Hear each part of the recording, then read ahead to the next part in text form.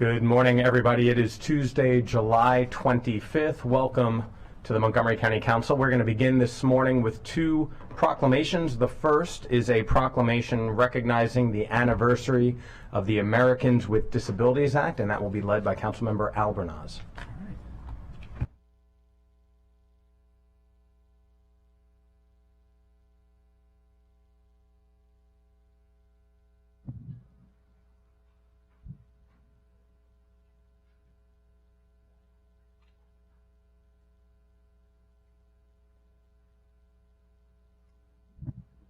Hello.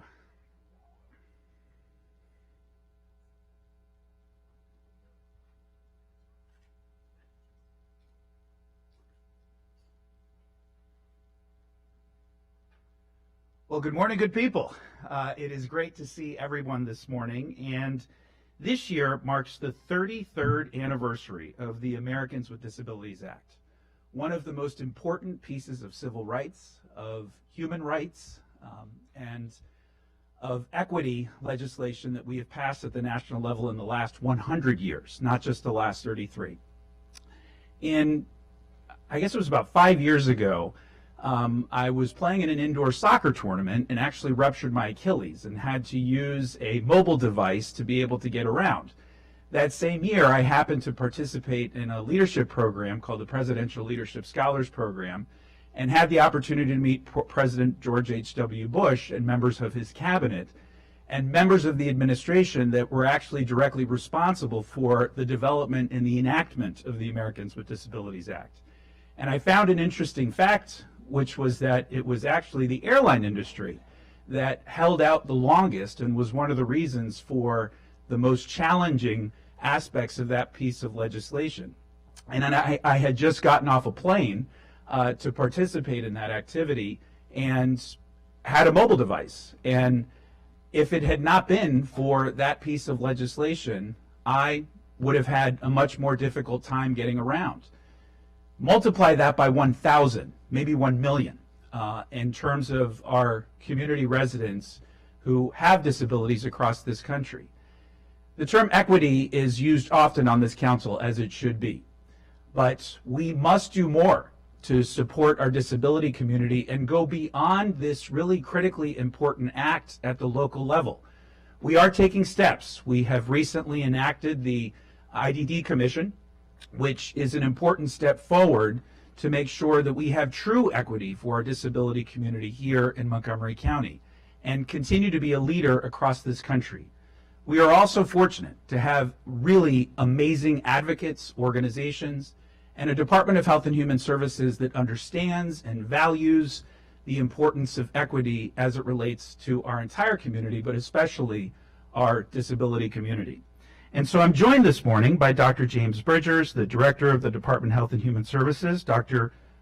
Patrice McGee, our new soon-to-be Chief of Aging and Disability Services, Pat McGee. We also have Trish Galilee, the Chair of the Commission on People with Disabilities, Matt Barkley, the county's ADA Compliance Officer, Laura Lear, the CEO of Community Support Services, Abu Bakar Kante, the Director of Support Professionals at CSS, and a very special guest in Casey Moore, a supported individual who is a member and does outstanding things in our community every year.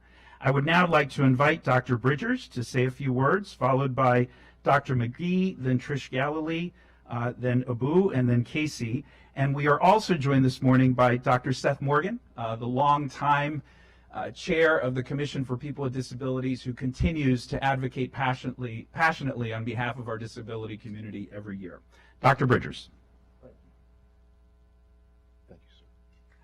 Thank you. Good morning, and thank you, Councilmember Albornoz and the entire council sitting this morning for this proclamation. I'm honored to be here to bring just a few remarks as the recently confirmed Director of the Department of Health and Human Services. We talk about access and equity, but I'd also like to briefly share my lived experience of a sibling of an individual who had developmental disabilities, and from my perspective as a disabled American veteran.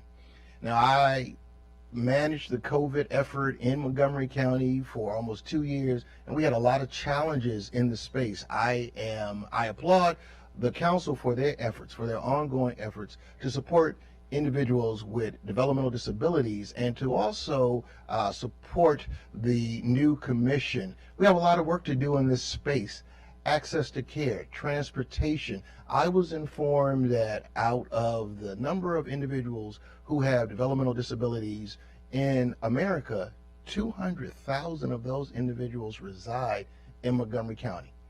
That's our friends, our family, our loved ones who need support. And the Department of Health and Human Services is committed to those individuals that may be misrepresented or underrepresented. So I thank the council for this proclamation. It's been 33 years since the enactment of this legislation, and to commemorate the anniversary of that legislation is huge. It's a huge sign of support that this council, that this government, that this county has to those individuals who are developmentally disabled or have developmental disabilities. So I thank Councilmember Albornoz for this proclamation, and I thank you for your commitment, and thank you too. And you too. Thank you. Thank you. Thank you very much, Dr. McGee. Good morning, and thank you, Councilmember Albornoz, and the entire council for acknowledging this day as ADA Day. ADA, the Americans with Disabilities Act, is significant legislation that has been enacted to protect persons with disabilities. We are enriched in this community by the contributions of people with disabilities. We are a better community when we celebrate and we include and we make sure that our infrastructure is accessible for persons with disabilities. So again, just want to bring very brief comments to say I'm thankful to serve in this capacity, and I am happy to be here today to observe the Americans with Disabilities Act. Thank you. We'll now hear from Ms. Trish Galilee. Thank you, Council Albornoz and County Council for having us here this morning. ADA is very important to me. It's half of my life has been with ADA, so I'm very familiar with what life was like before ADA. Very challenging to go to the grocery store and have to have your wheelchair lifted over the bars just to get in. I used to have a set of keys to like Heckinger's and all these different places so I could get into the store. So you can only imagine what it's been like. And ADA has not only affected our country, but it's also affected Europe, and many countries have adopted ADA. One of the most significant things that ADA has done is allowed access rights for assistance dogs. And if you can imagine, even guide dogs did not have access rights. And then in 2010, there were additional information about service dogs to really protect the integrity of those that are trained to be the professionals. Not that my boy's being very professional right now. He's very young, so he's still technically a little bit in training. But yeah, I've had a dog next to me even now for 27 years, and the change it made in my life and the independence that it brought me, and the fact that I can take him to work and go everywhere with him, has really, my friend said to me, you're now you look up, you smile, and you are who you really are because you got this animal next to you. And so, things like that can really change your life. And so I appreciate the fact that ADA is there for not only all the accessibility and everything that the county does, but we always go above and beyond, and that's what I appreciate about the county too. ADA is sort of the bottom floor. We do a lot more than that, and that's really important for people to know, is that the bar is very low at ADA. This county goes way above it. So thank you very much. Thank you so much. And I thought he was great. All right. So now I will read the proclamation.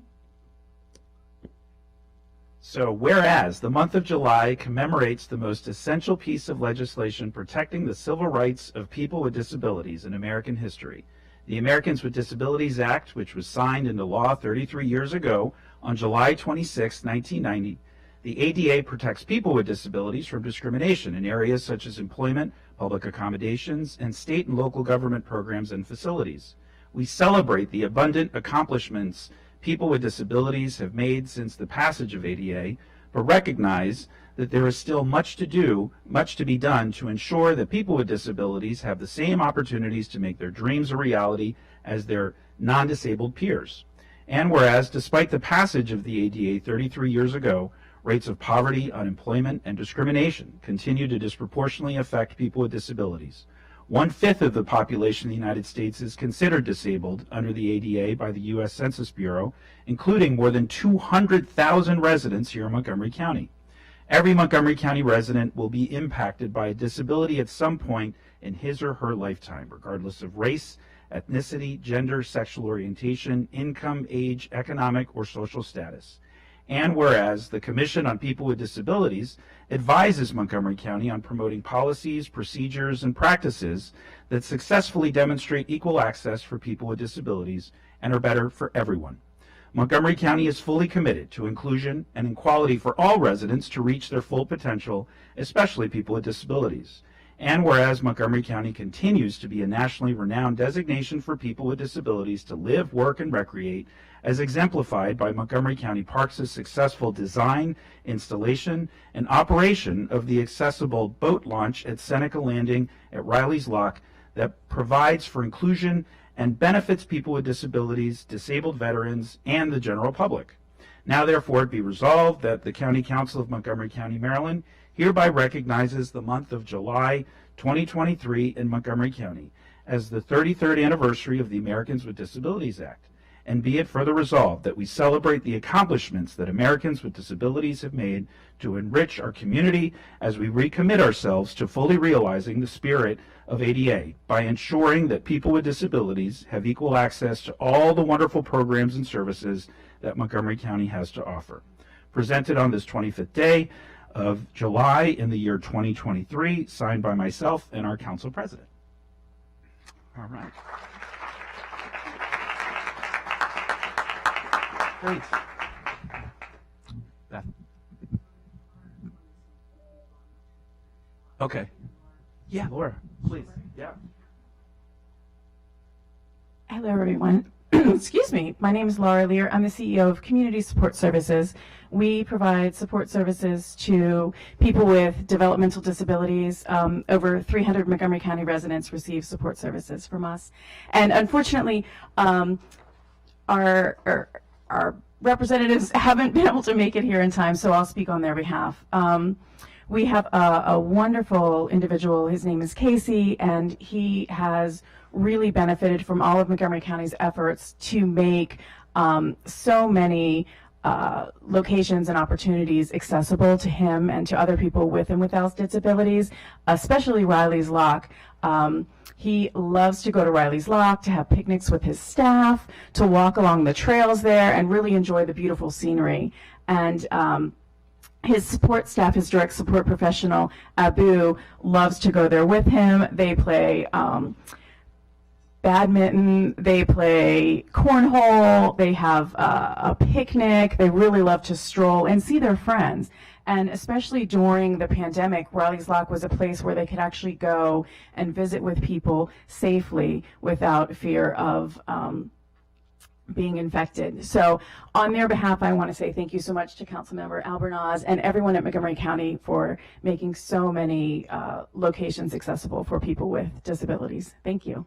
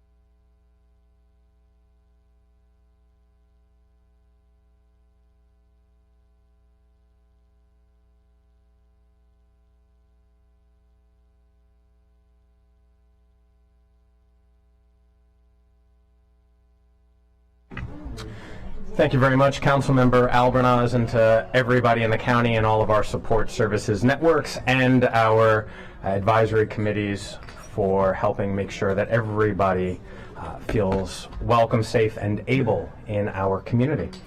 Next, we will have a proclamation recognizing the 20th anniversary of College Tracks, and I will make the presentation. So if everyone from College Tracks can join me down.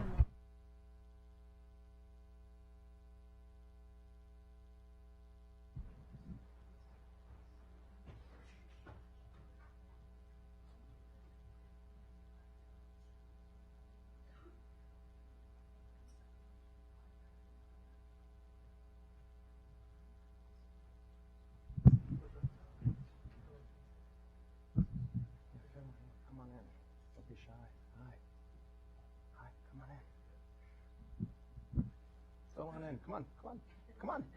There's a lot of space here. Come on. Thank you. See, Gene's not shy. There we go. Neither is Kevin. I don't know why Kevin's all the way over there. The least shy guy in the room. Okay. So good morning, everybody. It is my distinct privilege and honor to celebrate the 20th anniversary of College Tracks. And what a group we have behind me.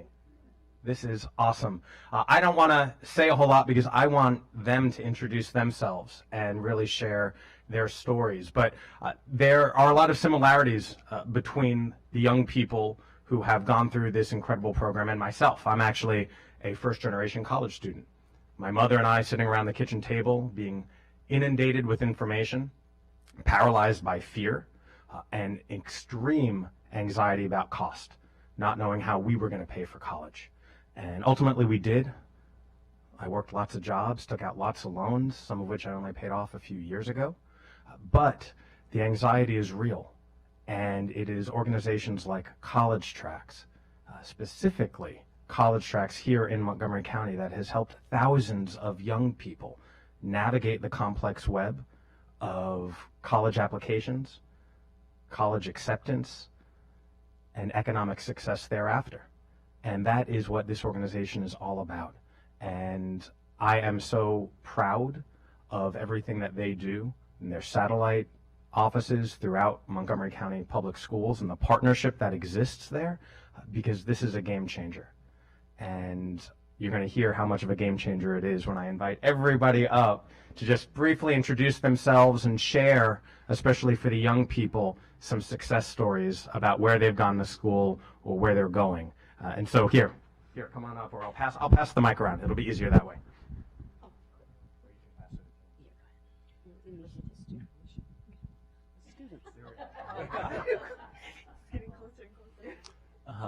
Good morning, everyone. My name is Carlos Scott, and I've been a member of College Tracks for about 2 years now. And originally, when I joined College Tracks, I had no sense of direction, but through College Tracks, they were not only able to show me the resources that were around me, they saw me. They saw my potential. They saw what I could be. So shout out to Mr. Dennis Turner for really empowering me to just really bring on my all out there. And that's the power of College Tracks. Hello, everyone. My name is Brianna. I've been a part of College Tracks since maybe 2015. I graduated with College Tracks, and then I graduated to their Success Program for college students. I've been with Miss Rachel forever, and she can't leave me because she is my second mom. So I love College Tracks, and when she texted me about this, I was like, I'll be there because you guys have helped me so much. I was in a tough home situation, so I ended up moving out, and I had to figure out financial aid for myself, and College Tracks was definitely a big part of that because I knew I wasn't going to be able to afford college for myself. I will be done at MC by the end of this year, and I'll be transferring over to Global Campus, and I would not have been able to do that without College Tracks, so I really appreciate them so much. Good morning, my name is Jonathan. I joined College Tracks back in 2021. My coach is Ms. Volk. And the reason why I joined college tracks was to find a sense of guidance and figure out the specific major I wanted to study in when joining Montgomery College. Without college tracks, I really wouldn't know where I would be and where I would stand.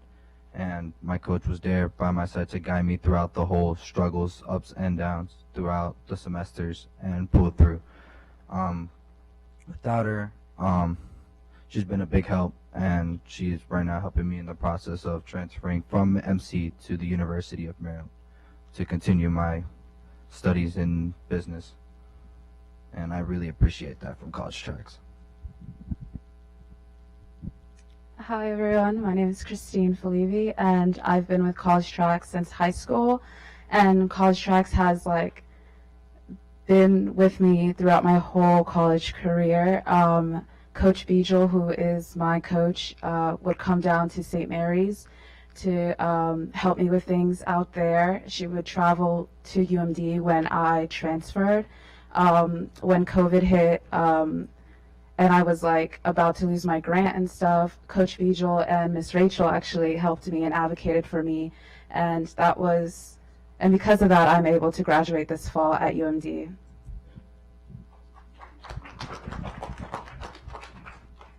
Hello everyone, my name is Naima Muhammad. I've been with College Tracks since high school, since 2016 basically. So Miss Rachel, she's been with me, next to me, helping me with anything and everything I needed assistance with. If it wasn't for her, if it wasn't for College Tracks in general, I wouldn't be able to be where I am today. She helped me with my everything, all my applications, FAFSA, grant, everything, all assistance that I needed, she helped me.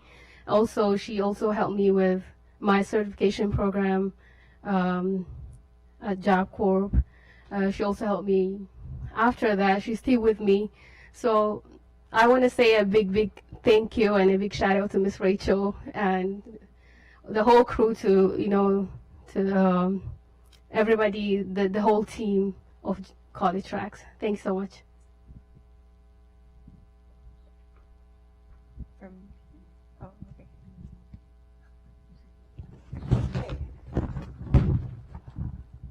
Good morning, everyone. My name is Jeffney Ranton Kramer, and I am a College Tracks alumna as well. I'm also a board member. I am a product of Montgomery County. I went to Bethesda Chevy Chase High School, and I graduated from the University of Maryland Smith School of Business.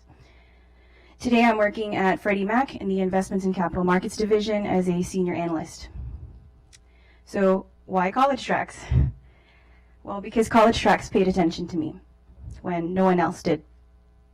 Like when I was navigating the whole college applications process as a first-generation immigrant. And my own family told me not to bother because we didn't have the money. I didn't qualify for a majority of scholarships and financial aid, so I had to juggle 7 jobs each semester. It was the College Tracks coach who paid attention to me and told me that I could go to college and I could afford it. She told me it wouldn't be easy, but she never told me it was impossible either. So juggling jobs each semester just to pay my way through school, I had to keep up with changing uniforms as often as I switched textbooks and classrooms.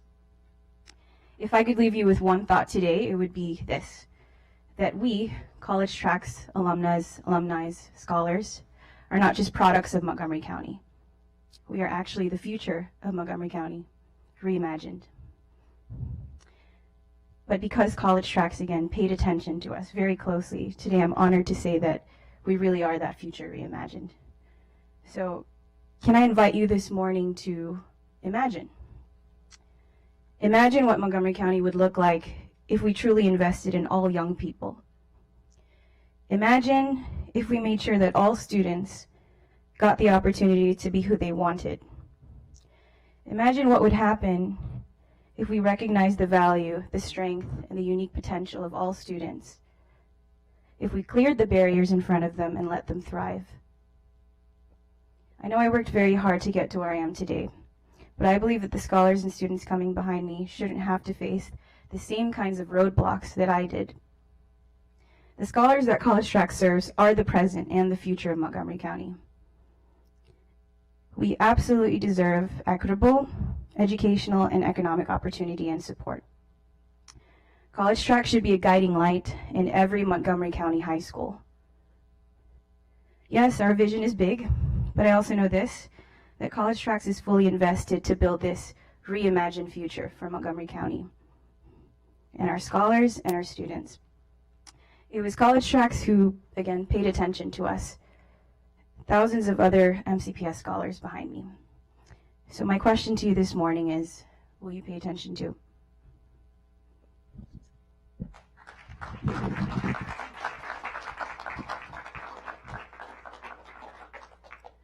It is difficult to follow scholars and their testimonies. My name is Misha Inman, and I'm honored to serve as the CEO of College Tracks. To summarize our work for the last 20 years, it is building equity and removing barriers. That is what you've heard. And it is not just about serving college-bound scholars. It's about serving career-bound scholars. So our work is workforce development. That is what we do. And so as we talk about the importance of early childhood education, math and literacy, and ensuring that our scholars are college and career-bound ready by the time they complete 10th grade, it is also important in the same breath to talk about ensuring or to make sure all scholars in Montgomery County have equitable resources to take that knowledge and open the pathway to prosperity. And we know that proven pathway is post-secondary education. And at College Tracks, we work to support, empower our scholars to dismantle the systemic barriers that stand in their way. So we thank you, County Council, for recognizing us, and we look forward to our continued support to build a better Montgomery County, right? We know that there is a direct correlation between educational attainment and income. Educational attainment, public safety. Educational attainment, and a healthy economy. So thank you to everyone here. I'd just like to say, staff members, thank you for being here on the front lines every day. Please raise your hands, even if we can't give you the mic. Thank you. And just to our board members, could you raise your hands?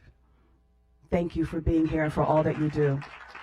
And to our co-founder and our longtime executive director, Nancy Leopold, thank you for this work.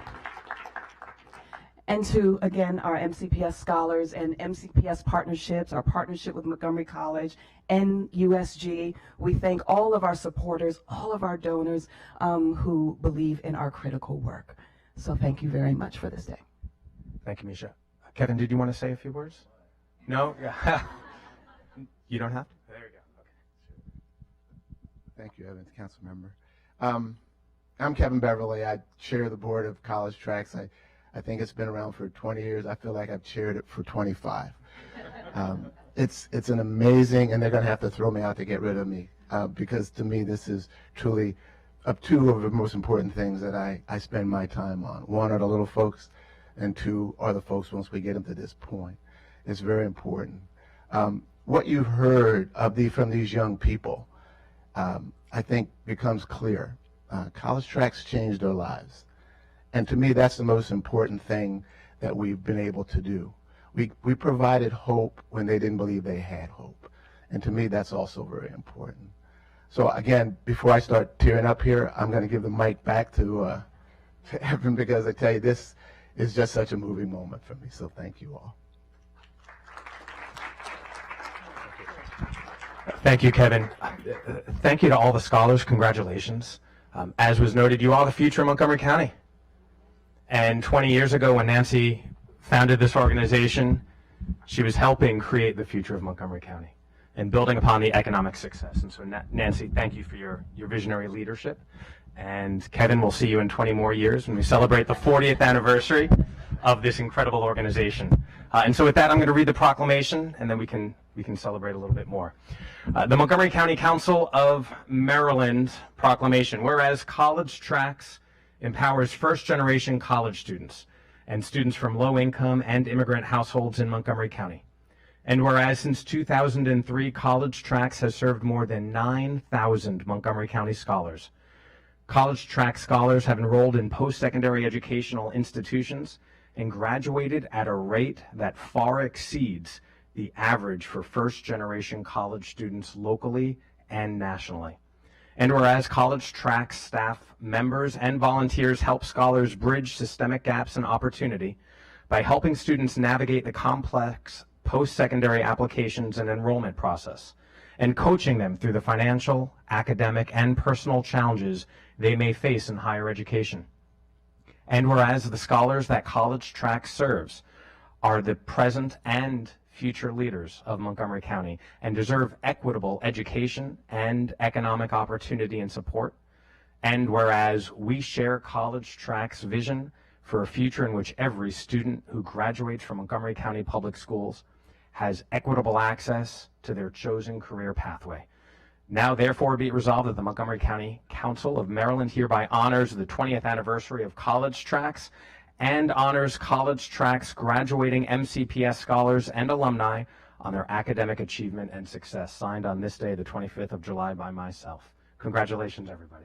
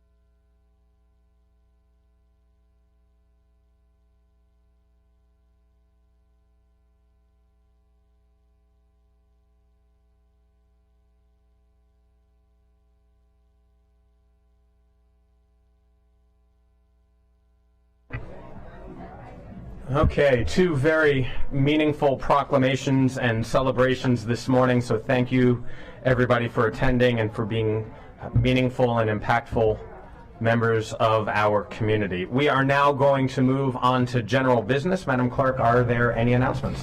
Good morning, Mr. President, council members. There are a few announcements this morning. The council will hold a public hearing on the planning board draft of the Fairland and Briggs Cheney Master Plan on September 27th, 2023 at 7 p.m. at a location to be determined within the community.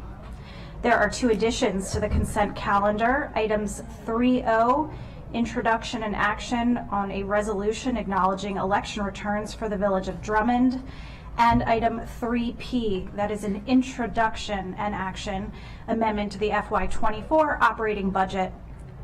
Resolution 20-184, Section G, FY24, designation of entities for non-competitive contract award, Wheaton Wonders, Inc. Also, we've added two items to the agenda. Item 13.5, action on a resolution to approve Executive Regulation 5-23, non-merit position, Deputy Director, Department of Environmental Protection. And item 13.6, action on a resolution to approve Executive Regulation 6-23, non-merit position, General Manager of Transit Services, Department of Transportation. Thank you. Thank you, Madam Clerk. The minutes for the meeting on July 11th have been circulated to council members. Are there any objections? Not seeing any. Those minutes are approved. So now, as this is the last full council session before we go into August recess, for the last number of months, we have had the pleasure of working with a number of summer fellows who join our council and help dive into issues facing the community. And over the last number of weeks and months, they have been diligently working, and now we're going to, I'm going to welcome a number of them, or all 10 of them, to provide their presentations on issues that they have found here in Montgomery County and ways that we can move our community forward. And so I also want to thank Mr. Dunn, Mrs. Dunn and Mr. Mia for their work in shepherding and mentoring these 10 young people who are students at universities across the country. And with that, Ms. Dunn, I'll turn it over to you. Thank you. Good morning, Council. I'd like to just take a second and thank the executive branch departments that are also hosting our summer fellows. We were able to do this for 12 fellows this summer. It's the largest cohort we've ever had because we have 8 departments or offices within the executive branch that are hosting one of our summer fellows. In addition to that, our Office of Legislative Oversight is hosting 2 fellows. And as we typically do, the Council Central staff is hosting 2 fellows. So that makes up our cohort of 12. So we're very excited about that, and I just wanted to say thank you for that. And I'd also like to thank our fellows for the hard work and the dedication they've put into these research projects over the past 7-8 weeks. They have spent a lot of hours, and they've suffered through a lot of dry runs with Naeem and I, and we really appreciate that. It's not always easy. What we'd like to do, we have one multiple authored paper for the first time this year. So the first 3 fellows here have written a paper jointly, and they're going to present that, but that presentation will be slightly longer, so just so you're aware of that, their presentation is going to be about 10 minutes. Then each of the fellows will present in about 4 to 5 minutes their research topic. We'd like to hold all questions to the end, that way all the fellows can get through their presentations, and we'll use the time remaining for questions to the fellows. And let's see if there's anything else. And Ms. Dunn, to that point, the fellows who are presenting on the panel right now, we'll wait until the end of this panel. I would wait until all 12, but it's up to Council President how you want to handle that. We'll be playing musical chairs thereafter, so just I'm just trying to think. Yeah. As long as colleagues can keep questions and comments brief, then we can. We'll see. Let's keep going. Okay. So the only other point that I'd like to make is that the fellows, they choose their research topics. It is their individually chosen project. It's something they're typically passionate about. Sometimes it matches with the office in which they've been working, and sometimes it does not, but it is their views alone, so I just wanted to make that clear as well. But we're really fortunate to have them. We're excited, and I hope you enjoy these presentations. Great. Great. Well, good morning. My name is Charlotte Bailey. I am a summer fellow with the Department of Housing and Community Affairs, and I'm a student from Georgetown University.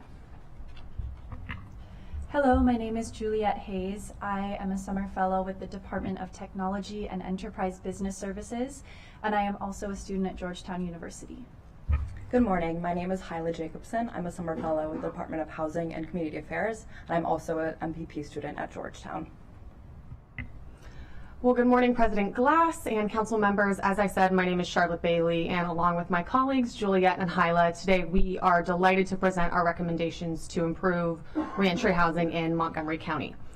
For the purposes of this presentation, reentry housing is referring to housing for returning residents who are coming back into the county after a period of incarceration, either in the Montgomery County Correctional Facility, or MCCF, or the Pre-Release Center, or PRC. However, some of our recommendations may also impact those who are held pre-trial. Next slide, please. In the United States, we know that 1 in 3 adults has a criminal record, and 95% will return home after a period of incarceration. However, in Montgomery County, we know that this number is 100%. Reentry housing matters for 3 core reasons. First, it can save the county money. Secure housing is a key component of preventing what's known as the jail homelessness cycle, which places great strain on county resources and funding. Second, it's important for public safety, and studies show that there's a lower likelihood of recidivism for those with secure housing compared to those without. And finally, secure reentry housing is a key component of the county's commitment to housing for all. Next slide, please. Research also tells us that there is a correlation between homelessness and justice involvement. However, in our interviews with county officials, we found that there's a lack of systematized data collection by the Health and Human Services and Department of Corrections and other agencies on the housing status of returning residents in the county. But here's what we do know. Nationally, returning citizens are 10 times more likely to be homeless than the general public. And here in Montgomery County, that has a racially disparate impact. Our Black residents are 18% of our population, but 61% of our sheltered population in the last fiscal year. And finally, in DC, we know that 57% of the homeless population was previously incarcerated. Next slide, please. There are 4 main housing pathways for returning residents in the county. Upon release from MCCF or the PRC, some may choose to find housing on the private rental market. Those with substance use disorders or other co-occurring disorders may seek out housing in a halfway house or sober living community. However, our interviewees noted that many folks will choose to stay with a family member or a friend, but it's important to note that this is only for a short period of time and not a permanent arrangement. And as a result, many of our returning residents exit into homelessness or will become homeless after leaving their stay with a family member or a friend. This then places them under what's known as the county's continuum of care. Next slide, please. So this is an overview of the homeless services that are provided through the county's continuum of care. If someone's experiencing homelessness, they'll be entered into the coordinated entry system by completing an intake either upon arrival to a shelter or if they're experiencing unsheltered homelessness, then a mobile team will conduct an intake with them in the community. Then, based on the level of vulnerability that they exhibit, they'll be placed with the most appropriate housing intervention. So those with a high degree of self-sufficiency and low support needs will often be placed into what's known as rapid rehousing or transitional housing, where they'll be given temporary housing assistance paired with some case management services. And then ultimately, upon exit of these programs, they'll be placed into community-based permanent housing. And then for those with more complex needs, who would have difficulty maintaining long-term housing stability without ongoing supportive services, they're offered what's known as permanent supportive housing, which pairs a deep rental subsidy with ongoing wraparound services. Next slide, please. Now that we've discussed the landscape of housing and homeless services in the county, it's important to discuss some of the limitations here. Many of the county officials that we spoke to expressed concern that there hasn't been sufficient enforcement of the Housing Justice Act that this council passed in 2021. So there are still many people who are facing significant barriers to entering the private market based on their justice involvement. Additionally, unlike other homeless subpopulations that have unique needs and specific barriers to housing, such as veterans or those with substance use disorders, there are no HOC or homeless services programs that are specifically designed to serve the reentry population.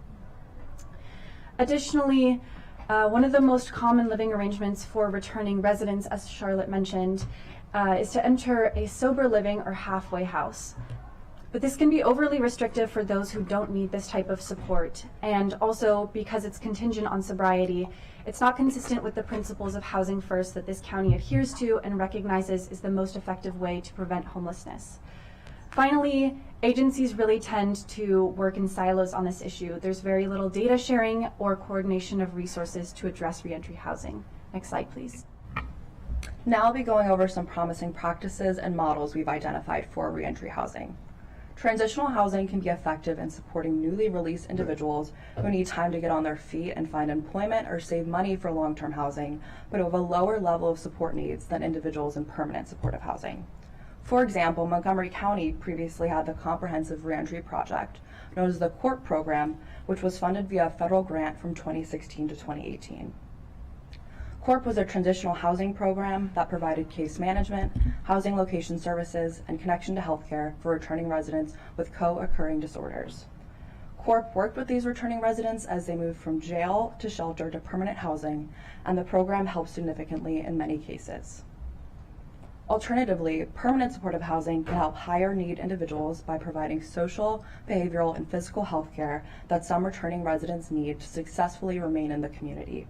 For example, New York City has the Justice Involved Supportive Housing Program, known as the JISH program, which uses a data match process to identify individuals with dual involvement in their criminal justice and city shelter systems, and places these individuals into permanent supportive housing to help break the jail homelessness cycle.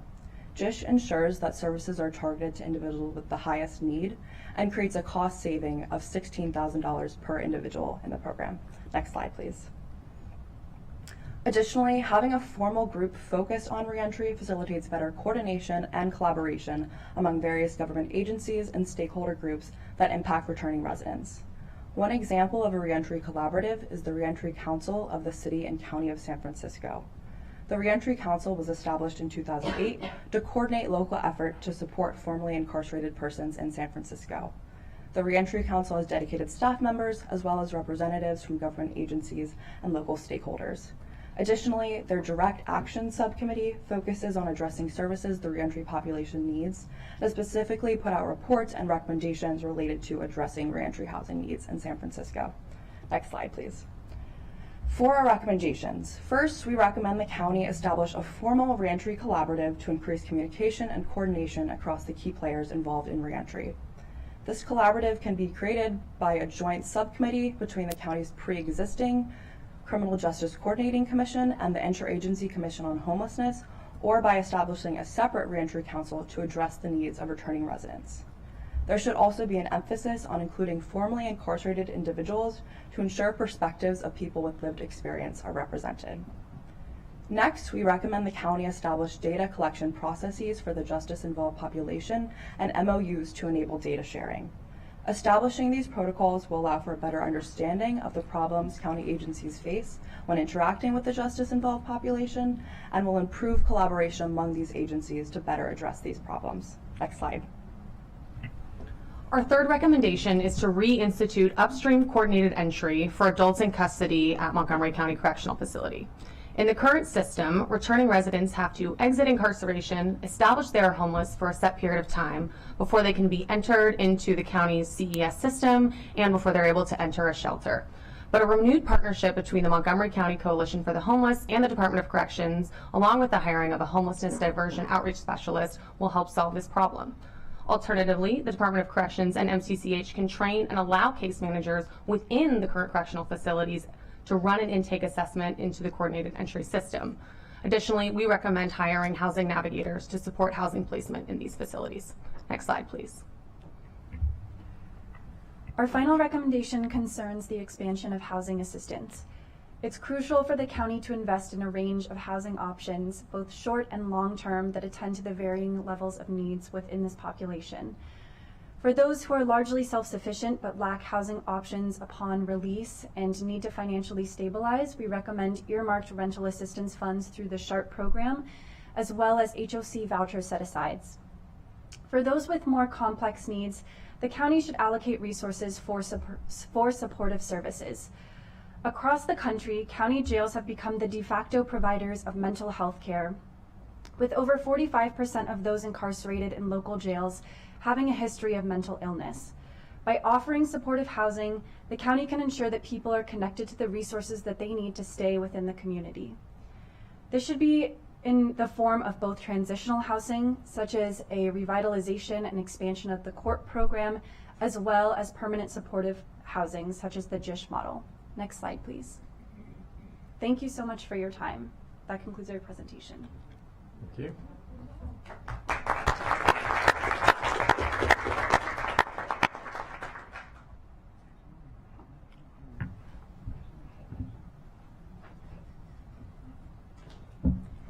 Good morning, Council. It's a pleasure to be here with you all today. My name is Alekia Chaparala. I'm a second-year Master's of Public Policy candidate at Georgetown University.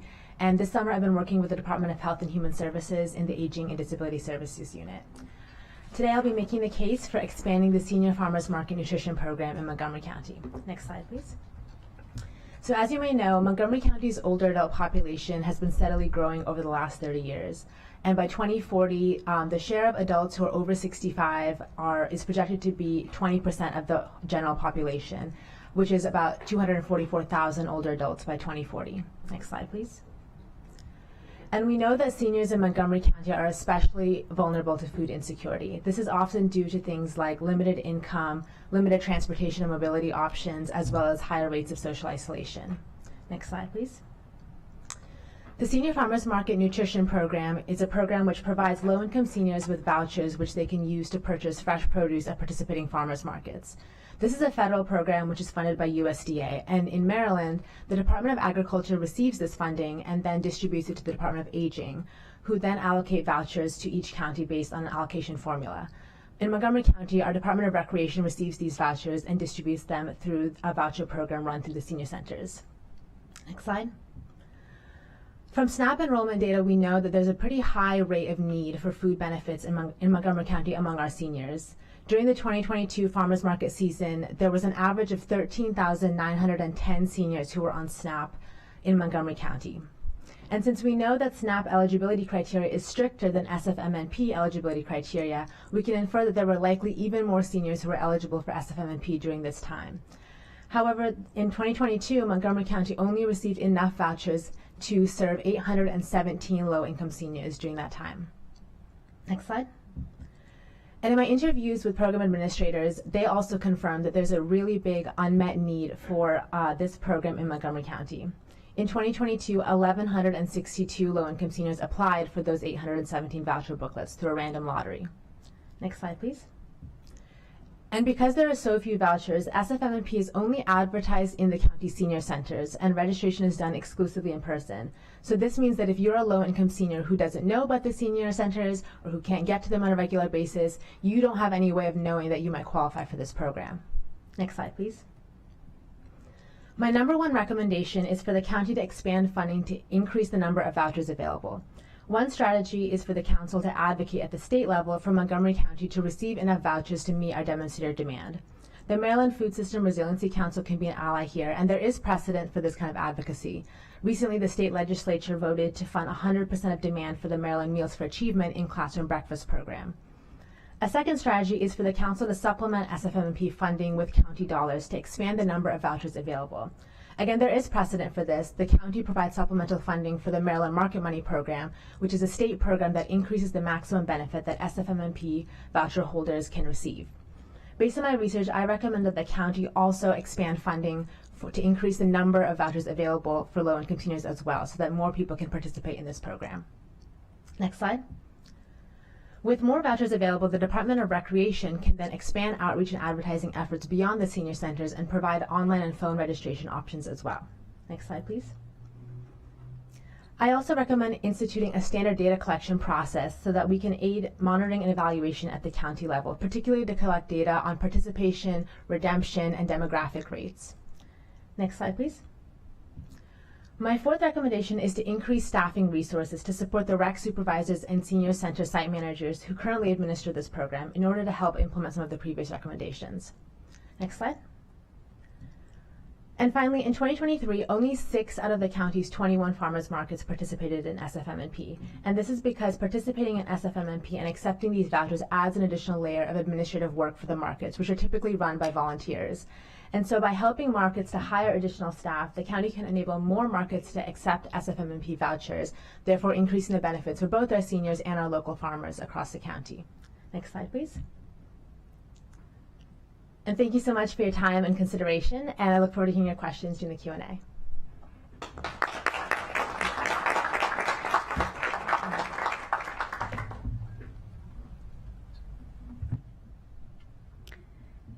Good morning, council members. Thank you so much for having us here today.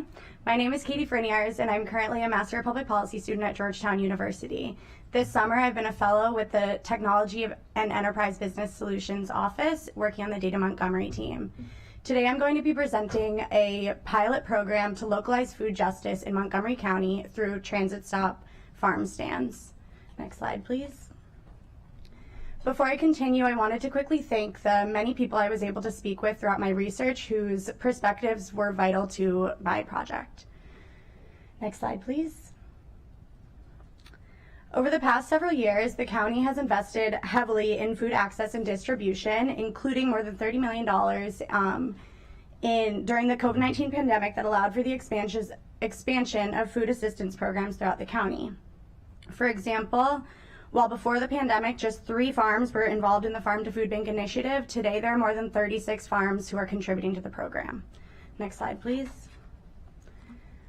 That said, while distribution is important for food security, there remains a gap in market access points for residents to purchase their own healthy and affordable produce. The power for families to choose what foods to purchase is essential to their ability to build autonomy and sovereignty over their food and agriculture systems. Transit stop farm stands are small produce stands around transit stops that operate during commuter hours, promote food justice because they're convenient, they expand choice opportunities, and they build food system resilience by encouraging investment in local food systems. Next slide, please. Based on my research, I have identified an aggregated produce model as the ideal approach for a transit stop farm stand pilot program in the county. Next slide, please. An aggregated produce approach aggregates produce from multiple farms, and the farm stand is run and managed without farmer involvement, either in-house by the county or by a third party or community partner. The approach reduces burdens on farmers, incentivizes local growing, expands access to a variety of produce, and allows for prioritization of BIPOC farmers to promote RESJ priorities in the agricultural sector. Next slide, please. Through the model, the county could purchase produce from farmers at Farm to Food Bank or similar program prices. For those unfamiliar with this pricing structure, it refers to produce that falls between wholesale and retail prices that have been developed in coordination with farmers throughout the county. From there, the county could sell at market at USDA wholesale prices in order to keep the cost low to residents, and then benefit existing food assistance programs by donating unsold produce to local food banks. Next slide, please.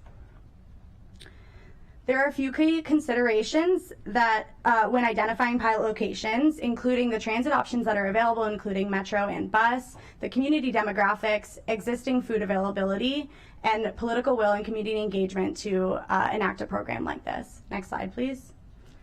Based on these considerations, I have identified several potential locations. For the purpose of this proposal, I'll focus on Wheaton to outline what the pilot could look like in practice.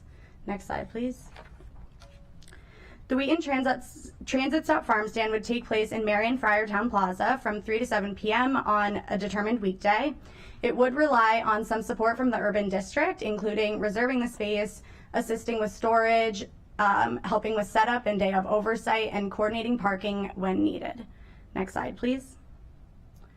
Based on my preliminary research, I've outlined a suggested budget for the pilot, and I'm continuing to work with the Office of Food Systems Resilience to confirm these numbers. Next slide, please. The model offers several expansion opportunities and scale-up opportunities as well. For example, there are opportunities to partner with community organizations and healthcare providers and health clinics. There is also an opportunity to assist with benefits outreach and education by incorporating that into the model as well. In terms of scale-up opportunities, there is the chance for the county to apply for federal grant applications, expand the program to new transit locations or other community locations, and potentially expand to a mobile farm stand grocery model as well. Next slide, please. Thank you for your time, and I look forward to answering your questions.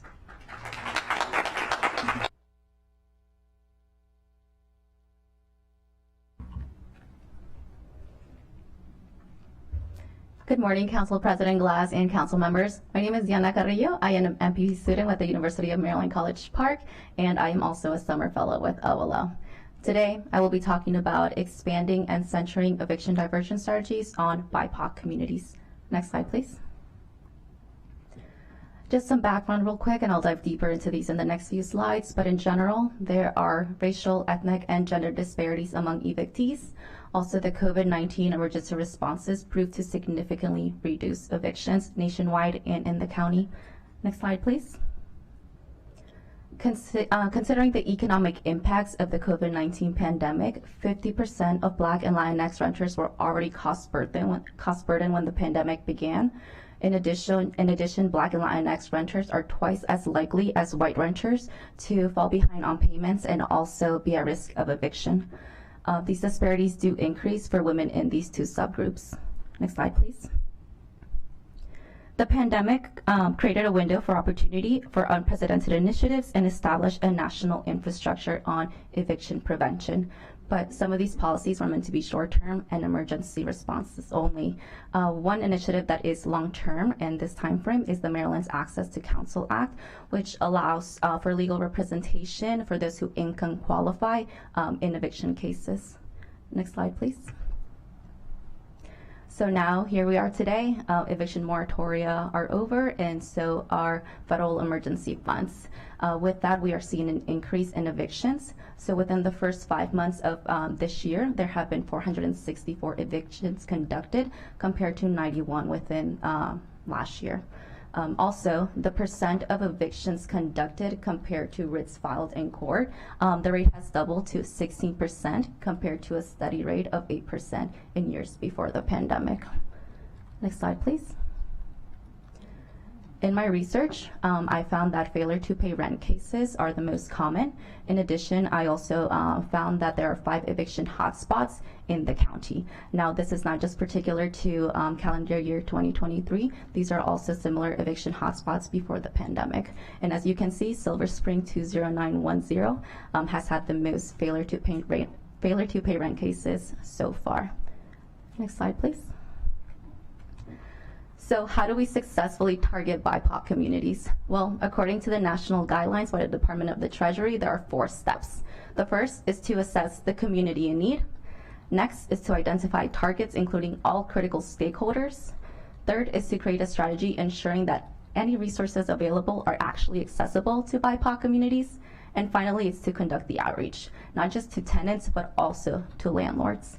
The county did address some of these steps with its COVID rent relief program. However, now looking forward, we need to ensure that all of these are implemented permanently and systematically. Next slide, please. So today, I bring you 3 preliminary recommendations, and I ask that the 2 concepts in red are integrated in each of them. That is meeting tenants where they live and conducting culturally and linguistically competent outreach. And I know it's easier said than done. Recommendation number 1 is to host community fairs in specific apartment complexes within those eviction hotspots, including critical stakeholders, CASA, Renters Alliance, etc., that already have rapport with BIPOC communities. Similarly, recommendation number 2 is to collaborate with MCPS to reach families at risk. So also taking advantage of community schools and linkages to learning to ensure that, again, these people that already have relationships with family are being able to communicate this information. And finally, recommendation number 3 is to work with the district court and sheriff's office to raise awareness on the Access to Counsel Act, but also considering that there are barriers for communities who might lack trust in the legal system. And so with that, next slide, please. Thank you for your time. Thank you. Well, there's a reason why this is one of my favorite days at the council, to be able to hear fresh ideas and fresh perspectives from you all. And, you know, it is incredibly important for us to be able to do our work here in county government to take a look at what we've been doing. And that's really what all of you have done over the course of the summer. Reflect and research some of the laws and policies and programs that we've put in place, seeing where things can be improved, and providing ideas for how we can make it even better. So thank you for your presentations. I have a number of colleagues who want to make brief comments or questions, so we'll do that for this panel, and then I'll remind my colleagues we have another panel after this as well. But while I very much have comments I'd like to make across the board, I will say that there is an important commonality between all the presentations because they are centered on where we live. Can we live there? How long can we live there? And once you are there, is there access to food and transit, right? And so that is essentially what we do here in county government, make sure that people can live their best selves, live their best lives here, and I appreciate all the ideas. The one, just limiting myself, to one comment and question. For Charlotte, Juliet, and Hyla, you talked about reentry, and you referenced the Housing Justice Act, and I was proud to introduce that with Councilmember Katz a number of years ago, recognizing that everyone should have access to housing. And one of the comments you made was about the enforcement or lack thereof of that law. And so I'm curious, whomever among you dove into that, if you can share a little bit more about what you heard, either anecdotally or from some of the officials here in Montgomery County.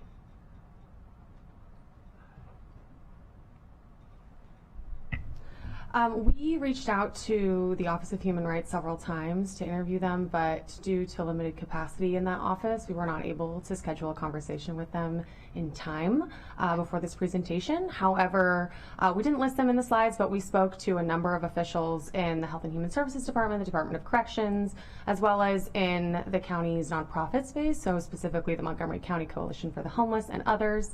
And several folks mentioned that the size of the office, as well as the things that they were hearing from not only the folks that they're working with, but also some constituents had mentioned that there was weak enforcement of the act. Unfortunately, we were not able, again, to secure an interview with the Office of Human Rights, but that's something we're hoping to do before the close of the summer. They are a small and mighty organization, which is the point you're raising, emphasis on the small.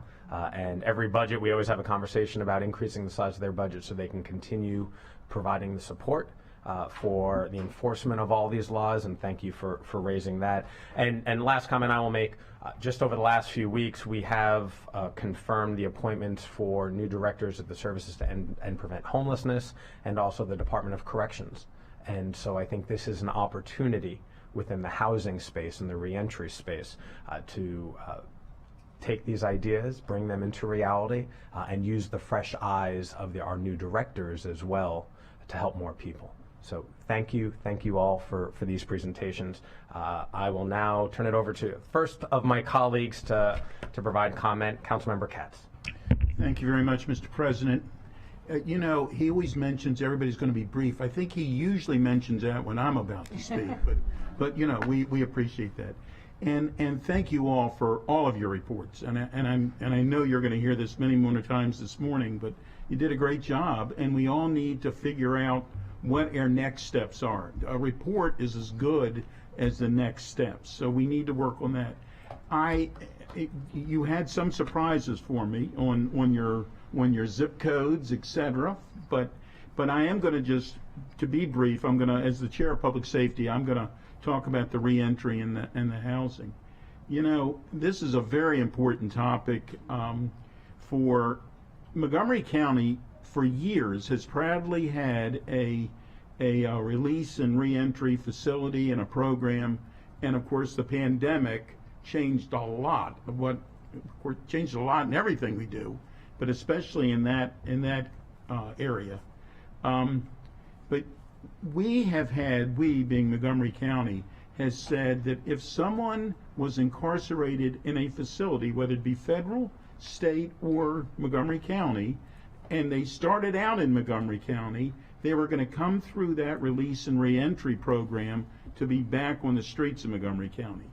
And it was very necessary for us to do. I know many of you visited the facility when I was there as well to visit, and I used to go before the pandemic 4 times a year and hear people's thoughts and what they've been through and how we could do a better job on what we were doing.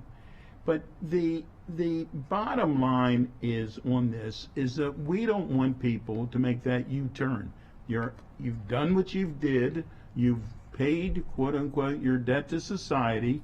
We want you to be productive. We don't want you to go back. We want you to have all of those necessary skills so that you can not go back. And that's exactly what we've attempted to do, and we're now back in the reentry facilities business. I mean, we're back using that. But when we think about that, we being government spends about $45,000 a person to incarcerate them, and that's not juvenile. Juveniles are more, but about $45,000 a person to incarcerate them, and that is not the cost to the families. It's not the cost to society. It's not the cost. You start those lists, and we need to make certain that what we're doing and how we're doing it is a better way. I heard John McCarthy loud and clear, the state's attorney, many times, way before the pandemic, say that when the mental health institutions were deinstitutionalized, that Cook County, Illinois became the largest mental health facility in America. That they let people out, but they didn't give people skills. They just said, here you go. And that makes no sense. We need to make sure that what we're doing and how we do it makes sense. So I believe that your suggestions are real and are really very, very sensible and good solutions. I'm going to suggest to my colleagues on the Public Safety Committee that we delve into that even more, and I'm going to suggest to my colleagues on Health and Human Services, on Education and Culture, we can start the other list. This is not siloed. This needs to be all of us working together to figure out how the person who's gone through this problem is not going to have this problem again, and it's better for society, for all of us to do it that way. So I thank you. I thank all of you for your topics, but I especially thank you, and we'll probably keep your phone numbers because we're going to pester you when we have these conversations. Thank you, Mr. President. Thank you, Councilmember Katz. Councilmember Jawando. Thank you. Also want to share my thanks. Really impressive presentations, and really happy to see a new class of public servants wanting to step up. So, and it just makes me happy that you're going to work on these things and you're not just writing a report today.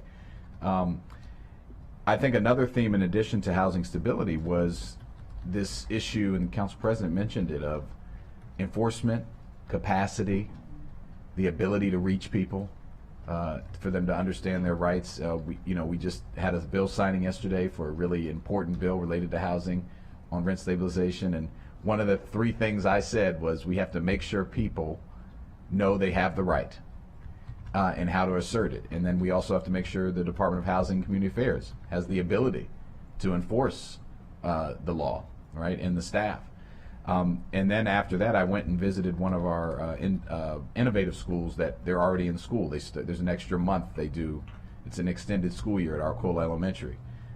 And I met with the students, which was very fun, of all ages, and then I also met with the faculty and staff, and just to let them tell me what the main issue was. And the number one issue from about 3 or 4 counselor, our English language teachers, they said housing instability for their students, which leads to high mobility rates. They have kids that come in and are starting in March, and just how that's impacting them. And so Diane, I wanted to talk to you, all of you touch on this, but I'm really interested in the recommendation around MCPS collaboration, because I think for all of this work, we want all of our families to be stable, but in the context of our young people, we have to make sure that they know that we're giving them access to all the tools, whether it's the right that their rent can't go up, or how to get rapid rehousing, eviction prevention, whatever the program, that they have it and that they can access it. So did you talk to anyone there, or was this just kind of a global recommendation? So this was a recommendation based on best practices elsewhere. I did not have the chance to talk to anyone from MCPS. I know from previous experience that the personal pupillar workers, that parent community coordinators are very involved with families. I know a PCC who in the Germantown area has cafecitos or coffees with families, and so there's already that interaction, there's already that community, and even perhaps parents who are involved, because it's always harder to reach those parents that are not actively participating in school. So even through that, taking advantage of the relationships that have already been built, and maybe using even the parents to spread the word throughout their community. But I think the MCPS and community partners relationships are very strong in Montgomery County, so taking advantage of that. I appreciate it. Well, I can promise you the E&C committee, along with others, will follow up on that component in addition. Also very interested in the reentry work, but I'll limit my questions for now. But good work and really appreciate it. Thank you, Mr. President. Thank you. Councilmember Balcom. Thank you. Great presentations from everyone and really very important work that you did. So thank you for that, for the work. I just want to say I think the transit stop farm stands is brilliant. I would love to move that forward, and particularly the aggregate approach. I've been talking with Jenny Freeman. I don't know if you've worked with her, of course, right? She's been talking about it as some type of aggregate facility for a very long time. So I just love this concept. So thank you very much. I do have a question about the senior, the Food for Our Elders program. So I wasn't clear if the unmet need was due to eligible people not asking for the waiver or for eligible people being refused for the waiver. I would say it's a mix of both, but primarily what I've heard in my research and found kind of looking at the data is there are a lot more people applying for the vouchers than we receive from the state to distribute. And this is consistent pretty much every year except for the 2020 and 2021 during the COVID years when seniors were not kind of going out in the community as much. And on the other hand, as I also mentioned, this program is only advertised within the senior centers. It's not advertised online. You can't sign up online. You can't call in and sign up. And so that kind of limits it to folks who are already plugged into the community. So maybe people who are living in some of the senior housing complexes or seniors who work, which is, still a sizable population. They might not know about this program. And so there's kind of, I think there's definitely unmet need among that population, people who are eligible, but even among those who are eligible and know about the program, a lot of them can't get the vouchers. And do we know, thank you, and so that speaks to just, as Councilmember Joando talked about, we've all talked about everyone knowing what's available, right? And we could do it at the transit farm stop. So do we, the distribution of HUD funds through the state, is that done formulaic by census, by demographic? Is that how Montgomery County gets the funding? Yes, so this comes from USDA, and then the way that the Department of Aging allocates funding, I believe, is based on a formula based on population, so census rates, and also redemption rates. And so that means, how many people who have gotten the vouchers are actually using them that year at the farmers market. Because if you have counties where people are getting them but not using them, that might then change, how many vouchers they receive. In Montgomery County, our redemption rates are pretty high. It's consistently above 88%, usually above 90%, again, except for the COVID years. And so for us, our redemption rates are pretty high, and so it's a matter of, it's a great program, people love it, but we just don't have enough to serve everyone who could really benefit from it. Great. Thank you. Great job, everyone. Thank you. Councilmember Stewart. Thank you. The good thing is going after my colleagues, they ask the questions that I wanted to ask, so thank you, Councilmember Balcom, and thank you all. These are great presentation and provide a lot of useful information for us to move forward. I do have two questions, or a question and a comment on the reentry housing. I know you probably did a lot more research than you had time to present today. On the comprehensive reentry program that we had from 2016 to 2018, in your research, do you remember how much money we were receiving in that federal grant? It was about 600,000. 600,000, great. And obviously, given the dates, we can assume why that program wasn't continued under the new Biden administration. Do you know if there are other federal grants like that being proposed? Yes, I believe every year DOJ offers a number of grants related to housing. Great. Well, I think as Council President said, we have new leadership in the Department of Corrections and Housing, so hopefully they can look into that. And then just on the transit stop farm stands, I agree with Councilmember Balcom. This is a terrific idea, and I'd love to follow up with you more on this because I'm chair of the board of the Metropolitan Washington Council of Governments, and we have our farm policy committee, and you know, working with MoMATA and our partners across the region, I think this has a lot of potential. So I'd love to talk to you more. Thank you very much. Very good. Councilmember Lutke. Thank you, Mr. President. Just a couple comments first about the reentry housing presentation, and thank you for that. This is actually on my mind after sitting through a good portion of a bond review hearing yesterday over at the district court, because the correction side and the rehabilitation side are both incredibly important, and you can't just let that go as soon as you say you've served your sentence, but you still need more. And one of the things that I am keenly aware of is the lack of facilities for those who are determined to need involuntary commitment. So for those who have significant mental and behavioral health disorders that may then become an impediment to them successfully re-entering the community, if outpatient programs are not sufficient to support them, what else is there, and what can we do that's not permanent in the way that it used to be way back when, because nobody wants to return, to those days. That's not appropriate, but we need more agility and more flexibility in what we're doing that is person-centered rather than well, it's the deadline and you just move on out the door. That doesn't help, and that's a recipe for disaster for folks who are trying to start afresh. With respect to the supplemental food program for our seniors, you noted in there were questions about staffing and making sure that they could be appropriately staffed, and that there were extra costs to administer, and that there were only 6 farmers markets that were participating.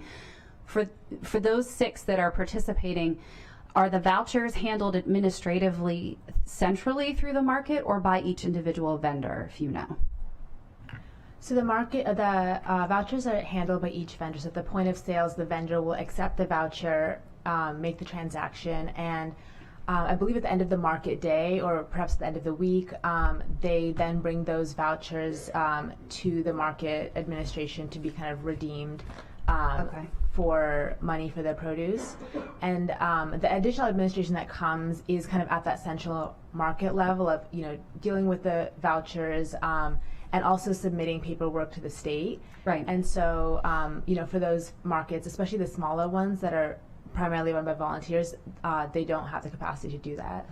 Right, but the paperwork that needs to be done, would that be done by the folks who sponsor the farmers market, or is it required of the vendor who accepts the voucher? I believe it's a bit of both. The vendors kind of tabulate how many vouchers they received, but the paperwork submitted to the state is done by this kind of the market administration. Okay, yeah. All right, thank you. No, that's very useful. I know as we think through this, those are critical pieces we need to wrap our heads around. And then for the aggregate produce markets, which I know is a big and important topic, did you talk to the table crop farmers in the county, and what feedback did you get from them about this proposal?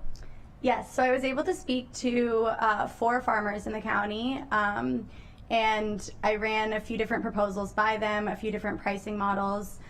There was interest in getting something like this set up, and really the justification from their end was that while the farm to food bank prices are lower than they could sell it for at other farmers markets, the interest in social justice and food equity is a reason for participation, no matter if that price is slightly lower than what they would be receiving otherwise. So there is substantial interest in this, and the pricing model was reasonable, at least for the 4 farmers that I spoke with about this. Okay, thank you. Thank you, Mr. President. Thank you. Councilmember Sales.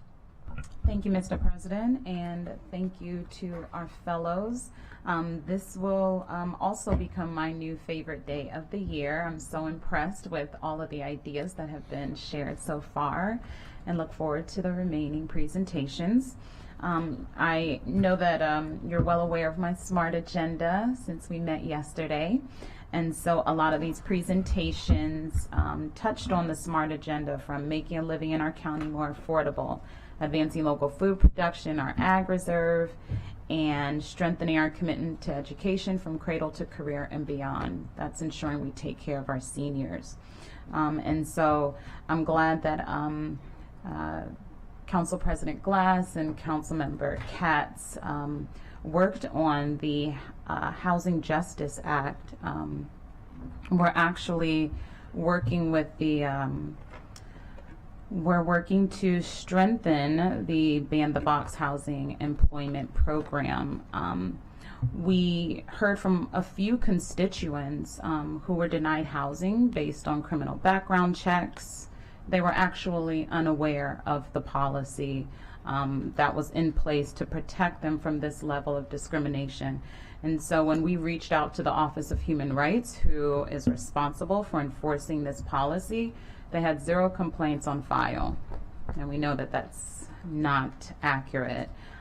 This was due to the lack of educational awareness and as well as compliance from landlords. So I'm glad that there's like a twofold approach to increase awareness and outreach to our residents and landlords to strengthen this law and actually make it work for the people that it's intended to. So I do have a bill to strengthen. I've already requested a bill to strengthen this legislation and look forward to working with you all and my colleague to make sure that we're improving the process as you've discussed today.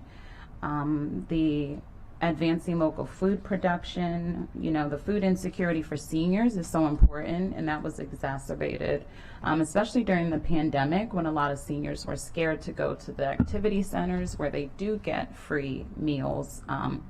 And so I'm really excited about this project and look forward to learning more about this transit stop farm stand opportunity. When I was working at the FDA, we used to have 1 day a week. They would have all of the farmers markets come on site during lunch once a week during the summer months, and we were able to support the local farmers and have access to healthy food and not the food that was provided by contractors in the cafeteria. So it's always good to help sustain our small businesses and promote access, especially those who are on transit. And then the eviction diversion strategies, you know, we know that people of color have the highest disparities.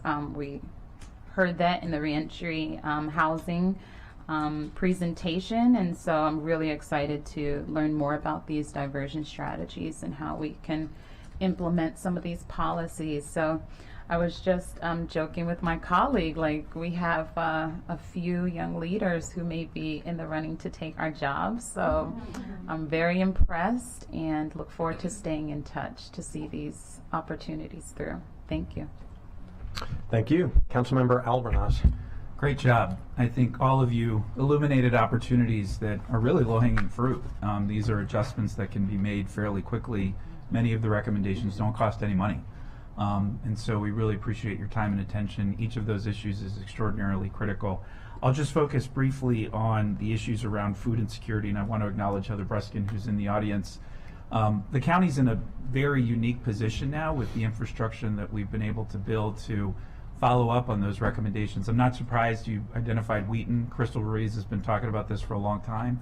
And so I think that would be a perfect location to pilot an initiative for a lot of different reasons.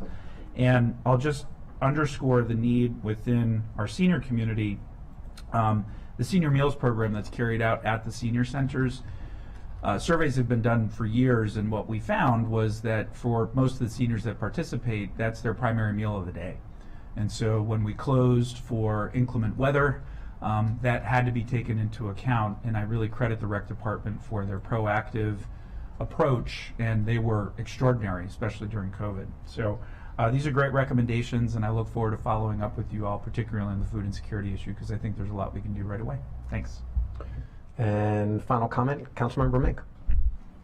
Thank you, Mr. President, and thank you all. Actually, I have questions and comments for all of you, but I'm not going to do that right now. So I look forward to following up with all of you later because, as Councilmember Alvarez mentioned, there is so much opportunity here, and you have each brought to us things that we can actually take action on, which is very exciting. I actually really enjoy hearing about the areas where we're falling short in the county when it comes paired with suggestions for how we can do better. So thank you all so much for that. The two quick comments, or a comment and a question that I'll share with you, is that one, on the popular transit stop farm stands proposal, I actually just had a conversation with a constituent yesterday who was telling me about her work with the community, including returning citizens, to get into farming and doing community gardening, and she now has quite a number of them who are involved, and they're producing a good amount of crops. And so they're getting involved with our existing farm markets. But she was saying, I just feel like we're not reaching enough people with the produce. We can be doing more. And so do we start another market in East County? Do we? I feel like that. I don't know. She's just like, where do we go? We just need the right place to be, and then. So this is really exciting, and I'd be thrilled to pile this somewhere. I saw that you had an East County site on the list also, but I think it would be fantastic just to have this be in as many places as possible and be really reaching a whole new audience. And the idea that my constituent planted in my head of involving returning citizens in this process and finding ways to systematically work them into all of our different structures and workforce opportunities. It's just it's an exciting idea. So thank you for that. And then Dana, I just wanted to give you an opportunity to speak briefly about one of your recommendations was to improve or include landlord outreach. And I'm sure that there was a lot that went into that recommendation that you weren't able to fit into the presentation. And so if there's just anything that you wanted to share on what inspired that recommendation. Yeah, so also on best practices, in one survey, 70% of those landlords surveyed mentioned that they rather do mediation, intervention, working with different agencies, working with the tenants to not reach the court, to not reach the point of eviction is happening. So again, the best practices show that the more we involve and educate landlords, then they're also aware of the resources available, and landlords and property management. And one challenge with that is that with certain property or apartment complexes, the turnover is so high. So how do we also have resources enough throughout apartment complexes to ensure that the staff is trained, that again there is culturally and linguistic interactions with everyone. It's a lot, but again, the more you make aware, the more you involve, the bigger the outcome. That's great, thank you. And thinking about how we can do that systemically. It will be front-loading the effort on our part, but then the system is there. That's great. Thank you very much. Thank you all. Thank you, colleagues. Thank you to each and every one of you. As you heard, there is great interest in your work, and we look forward to following up and diving deep into the reports that you presented. So thank you all. Congratulations. Can everyone give them a round of applause?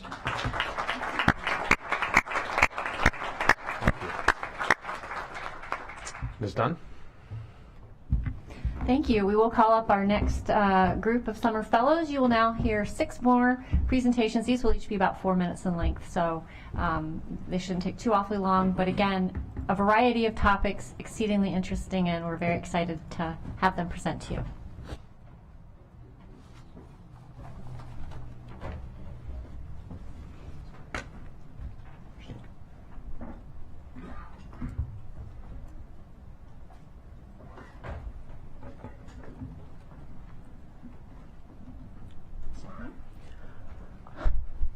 Good morning, Council. My name is Wahid Ishrar. I am an MPA candidate at Syracuse University, and my placement this summer is at the OMB. Today, I will present on Montgomery County's approach to energy-efficient infrastructure. Next slide, please.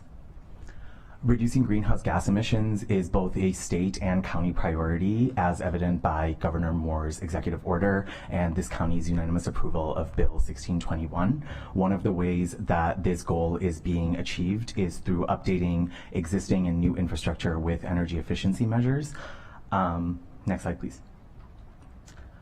Typically, the way this works is that multiple energy service companies, referred to as ESCOs, are contracted by a client, such as Montgomery County, and after these contracts go into effect, energy performance contracts arise per project, and these ESCOs have semi-exclusive bidding rights to the energy performance contracts, which are called EPCs. Once an ESCO takes on an EPC, they are responsible for the design, construction, and monitoring of that particular project, as well as providing an estimate of annual savings resultant from their renovations. Next slide, please. In 2014, this county contracted 3 ESCOs, and by 2017, it concluded 6 bundles of projects, and there are multiple other projects in the pipeline that have the same goals as these 6 projects. But before adopting these new projects, we should consider some challenges. Next slide, please. The first and primary challenge facing the county is in the contract structure of the ESCO itself, which requires the ESCO to provide an MNV to the county. So an MNV is a measurement and verification that compares the actual savings to what their estimated savings were pre-construction. If the actual savings are lower than their estimates, then the companies guarantee a reimbursement to the client. And they also provide a set of usage guidelines on how to achieve their estimated savings. The reimbursement is conditional upon the client meeting whatever their usage guidelines were, and this is mutually agreed upon by the ESCO and the client. Since the company is assuming the responsibility for the MNV as well as the risk for reimbursement, they factor in about 2 to 10% of their total project cost into the contract for the purposes of MNV and reimbursement. The challenge that the county is facing is that our needs for building usage, they exceed whatever the usage guidelines are for the ESCOs, and that's a problem that we're running into. So we are not able to hold the ESCOs accountable for the reimbursements. Next slide, please. A secondary challenge that is facing the county is of project redundancy. So there are currently 4 active projects in the CIP that focus on reducing greenhouse gas emissions as well as reducing utility bills through energy efficiency measures. Next slide, please. The Pickard office building is one of the ESCOs that were constructed, and it completed construction in 2017, and it displays both the benefits and the drawbacks of the ESCO approach. Since construction, about 61.3% of the estimated savings have been achieved annually, and we can also observe a 50% drop in greenhouse gas emissions since these renovations went into place. This data demonstrates that while we are achieving financial savings as well as emission reduction, we are not on track to meet the verification standards, and that is due to the exceeding demand on county infrastructure. Next slide, please. With that in mind, I will offer 2 recommendations. My first recommendation is to remove the ESCO model and move to an EPC model instead. The county can assign EPCs as needs arise and can limit the scope of these contracts to just design and construction and not the measurement and verification. This will allow the county to not be bound to specific ESCOs and increase competition among these companies to provide us better contract deals, and also it will allow us more flexibility to tailor each contract to the needs of the project. To follow this recommendation, the county does need to build on its existing expertise at the DGS, because DGS has demonstrated the ability to track the progress data without third-party assistance, but that capacity needs to be built upon and expanded, as well as the county needs to be more involved in the estimate process to make sure that what the EPCs are offering, what the ESCOs are offering through the EPCs are feasible. Next slide, please. My second recommendation is to increase project alignment. Of the 4 projects, the 2 newer merger funds are already utilizing an EPC model, but they're limited in their scope of their renovations. As we know, the county has a lot of aging infrastructure and a lot of larger projects in the pipeline, and these could benefit from the EPC approach as well. So after consolidating appropriate projects, the county should develop new protocols for EPCs and apply them across the board to all energy infrastructure projects. Next slide, please. Thank you for your time, and I look forward to any questions. Thank you.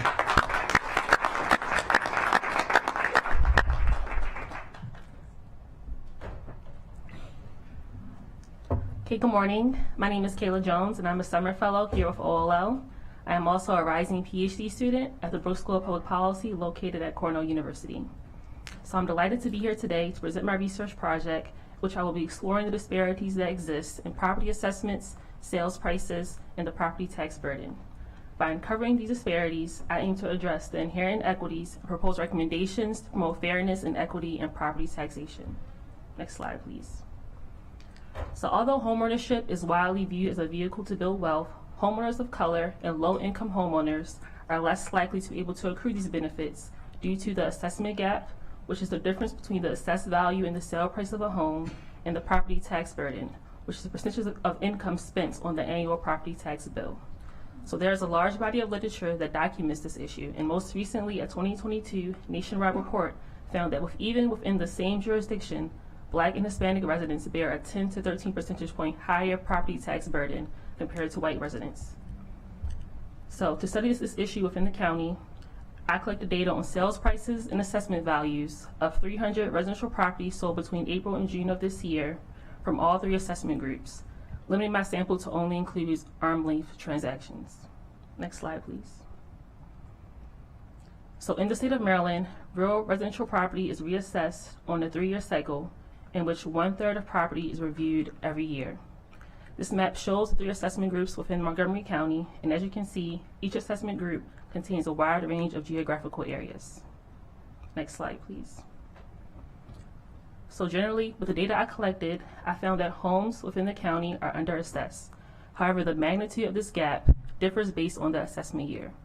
So this is a result of the current volatility we are experiencing in the housing market, whereas homes assessed in the prior years of 2021 and 2022 have a higher assessment gap compared to those homes sold in January of this year.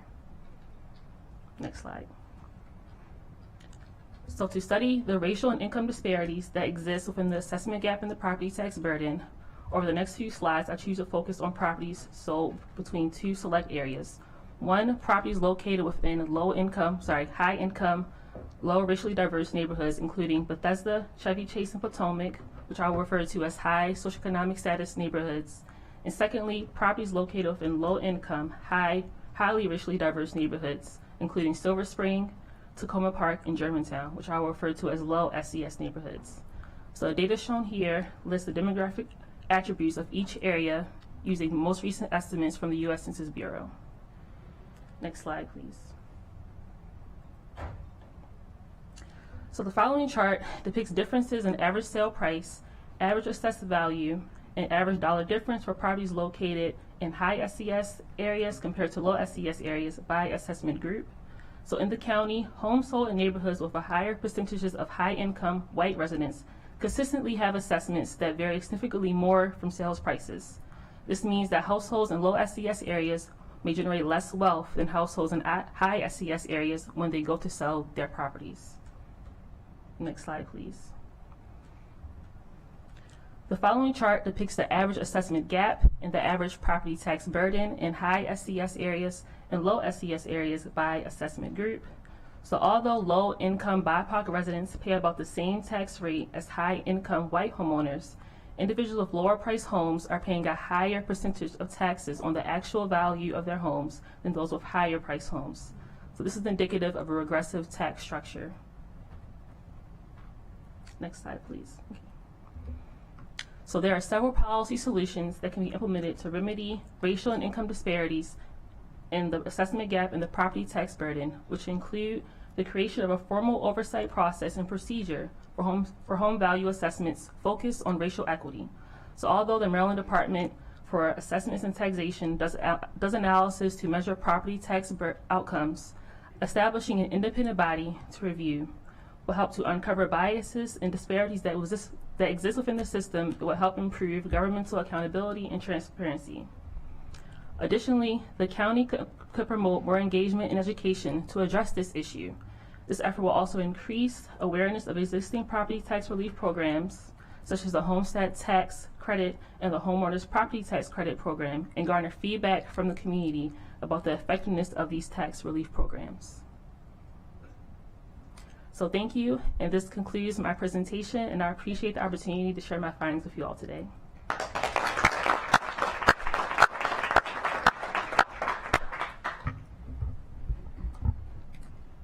Good morning, President Glass and esteemed council members. My name is Omalayo Durambe, and I'm a summer fellow for the Police Accountability Board, and I'm a Master of Public Policy candidate at Duke University. Today, I'm presenting on the topic of promoting youth engagement for enhanced police accountability in Montgomery County. Next slide. The Police Accountability Board was established in 2022 following the passing of the Maryland Police Accountability Act of 2021. Its formation aimed to address growing community concerns regarding public safety and police misconduct. The PAB's role and responsibilities include collaborating with law enforcement agencies to review policies and offer advice, reporting and addressing complaints regarding police misconduct, and hosting quarterly meetings with local chiefs of police. Next slide. According to Montgomery County's 2019 data, Black youth between the ages of 11 and 17 were more likely to receive juvenile citations and be referred to the Department of Juvenile Services compared to other youth groups. Next slide. Youth engagement regarding policing matters is crucial because it enhances public safety, reduces crime, victimization, and recidivism rates, and fosters trust between young individuals and law enforcement agencies. Next slide. This slide highlights local organizations that promote youth engagement. First, Young People for Progress is a grassroots organization that focuses on issues affecting people under the age of 35 and strives to empower youth and young adults. Next, the Montgomery County Police Explorer Program is an MCPD initiative for young people between the ages of 14 to 20 who are interested in public safety and a career in law enforcement. Lastly, the Policing Advisory Commission, or PAC, was founded in 2019 in response to the increased desire for community involvement in matters of public safety. Next slide. Based on expert interviews, relevant literature, and observations from PAB meetings, here are my key findings. First, there's an absence of youth representation on the current board. Second, youth attendance at PAB meetings is limited. Third, there's a lack of awareness about the PAB. And fourth, the PAB and the PAC both serve unique purposes in promoting police accountability. Next slide. Therefore, I'm recommending the following policy initiatives. First, I recommend that the PAB partners with local Maryland colleges to select 2 students studying or currently residing in Montgomery County to occupy 2 youth seats on the board. Studies have shown that having youth seats on boards promotes positive youth development, strengthens the ability for adults and organizations to work with young people, and prepares the next generation of civic leaders. Next slide. My next recommendation is to restructure the PAC to focus primarily on community building and engaging with grassroots organizations. For example, the PAC Safety in Schools Subcommittee held meetings with various entities, including the Montgomery County Juvenile Justice Commission and Young People for Progress. Next slide. My third recommendation is to ensure that the PAB and the PAC are accessible to the public and consistently collaborate with each other. The PAB and the PAC should actively recruit youth by distributing informational materials. Additionally, the PAB and PAC should regularly meet to address emerging trends. Next slide. My last recommendation is to increase social media presence and ensure transparency between board members and the public. While we have some social media accounts, we should ensure consistent posting and engage on platforms that youth members use, such as Twitter, Instagram, and TikTok. Next slide. In closing, I want to leave you all with this quote. Diverse boards better reflect the communities they serve. They benefit from a wider variety of life experiences. They encourage accountability, and they offer a healthy challenge to the status quo. Next slide. That concludes my presentation. Thank you so much for your time and consideration.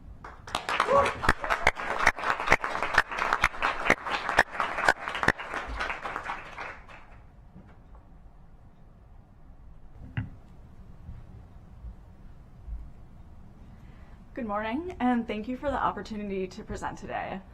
My name is Diana Scoder, and I'm a fellow with the Department of Environmental Protection this summer. I'm excited to share my research on some best practices for voluntary flood buyout programs in Montgomery County. Next slide, please. To start, I would like to clarify what I mean when I say voluntary flood buyout program. First, my research focuses on resident-initiated programs in which residents approach the county to be bought out because of their persistent flooding issues. However, much of this would also apply to a similar program in which the county takes a more proactive approach in offering buyouts to residents who they think might be interested. Second, once there's an offer in place, the county would acquire the land, demolish any structures on it, and prohibit development going forward on that parcel. In some cases, the development rights could be purchased and transferred to increase density in other parts of the county that are drier and safer for residents. Although the land could not be used for building, it could still house community amenities like small parks or stormwater infrastructure. And finally, a key component is relocation assistance. Financial, legal, and other support necessary to ensure that residents can not only stay in the county, but also avoid moving to equally flood-prone areas. Next slide. For many residents, this type of program would be a last resort, but the option is still necessary as costly flooding events continue to become more common and more extreme due to factors like climate change. Plus, Montgomery County's Climate Action Plan recommends studying buyouts, as I have done, and the forthcoming Comprehensive Flood Management Plan from DEP also recommends exploring a grant program for the acquisition of flood-prone properties, like the ones I have studied. Arlington County has a very similar program, and although before it was implemented, some people believed it wouldn't be utilized, they have already bought out several homeowners within the past few years. And as I'll describe on the next slide, there's reason to believe this demand would exist in Montgomery County too. Next slide. In the county, flood damages are becoming a much more regular occurrence. Already, urban flooding has increased from 2 to 4 yearly events before 2010 to 11 to 39 yearly events since then. And even a single flood event can be expensive for homeowners, with 1 inch of water in a home costing up to $25,000. With homeowners facing these potentially high costs and growing flood risk, some may understandably see relocation as their best option. Next slide, please. Based on other cities and counties' experiences with buyouts, we know that buyout programs are very challenging to implement. To ensure that the program's processes and outcomes are equitable, aligned with other county goals, and able to effectively meet residents' needs, intentionality and planning are key, which requires starting now. Next slide. And although I've focused this presentation on why the county should consider a buyout program, my paper gives 3 main recommendations on the how, which I will very briefly preview here. First, equity should be a core part of the program, ensuring that residents of all income levels are able to access the program and that there's a parallel option for renters. Second, although federal grants are one common funding source for these types of programs, making the program sustainable will require other revenue sources to require everything from the buyout costs themselves to ongoing maintenance of the acquired land. And third, permanent risk reduction does require prohibiting development on the acquired parcels, but it's not anti-development. And in fact, investing in development in drier parts of the county, facilitated by the transfer of development rights, can help densify the areas that don't pose the same life and safety risks to residents. Next slide. Thank you again, and I look forward to answering your questions.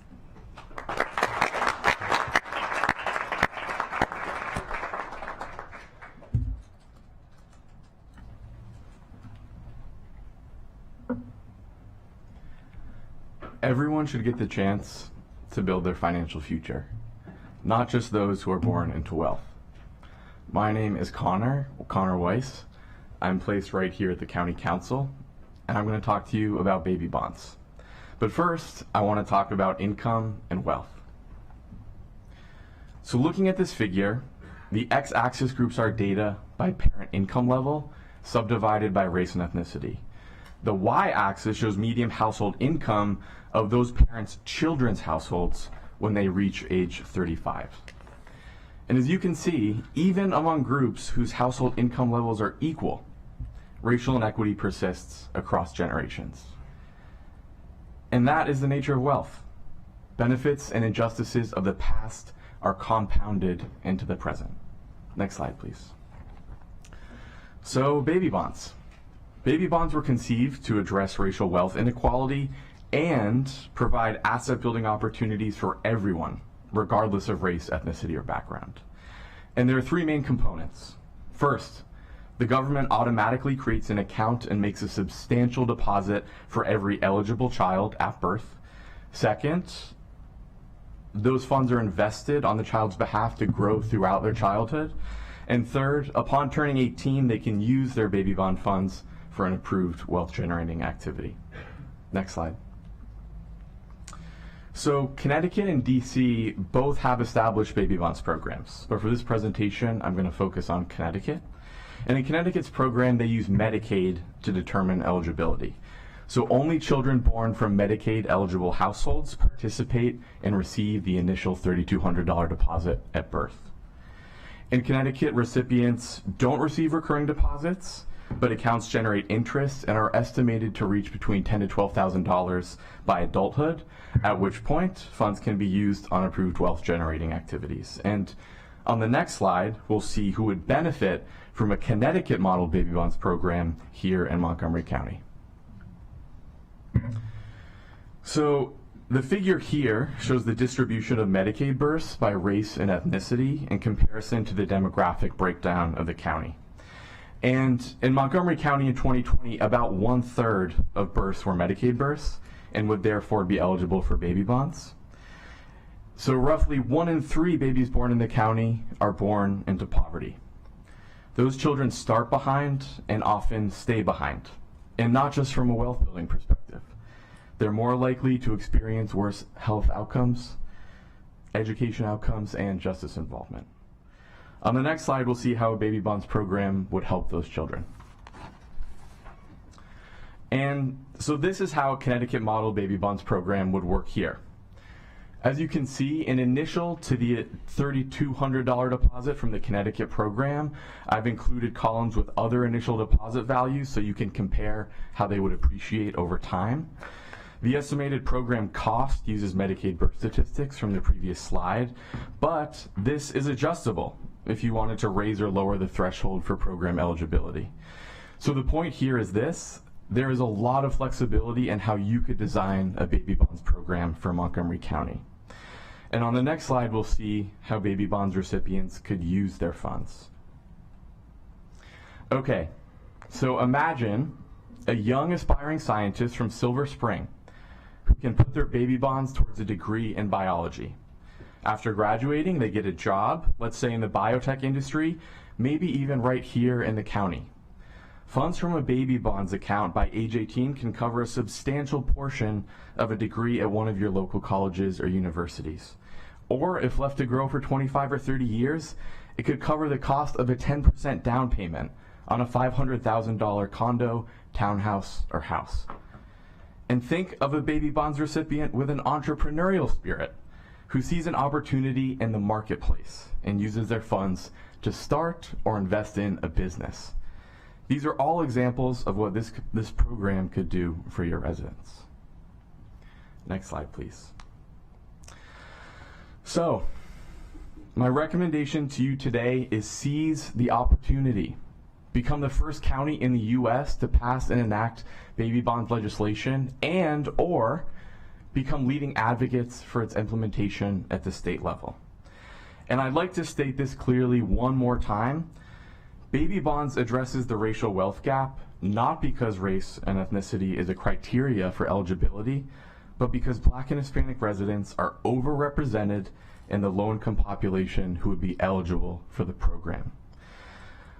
A Montgomery County Baby Bonds program would not end the racial wealth gap, but it would meaningfully address the disparity for young people in the county ages 18 to 30, and it would be an important next step in righting the historical wrongs responsible for the racial wealth gap as it exists today. And finally, a Montgomery County Baby Bonds program is an investment in the people of Montgomery County, an investment in children, in families, in all of us. Thank you.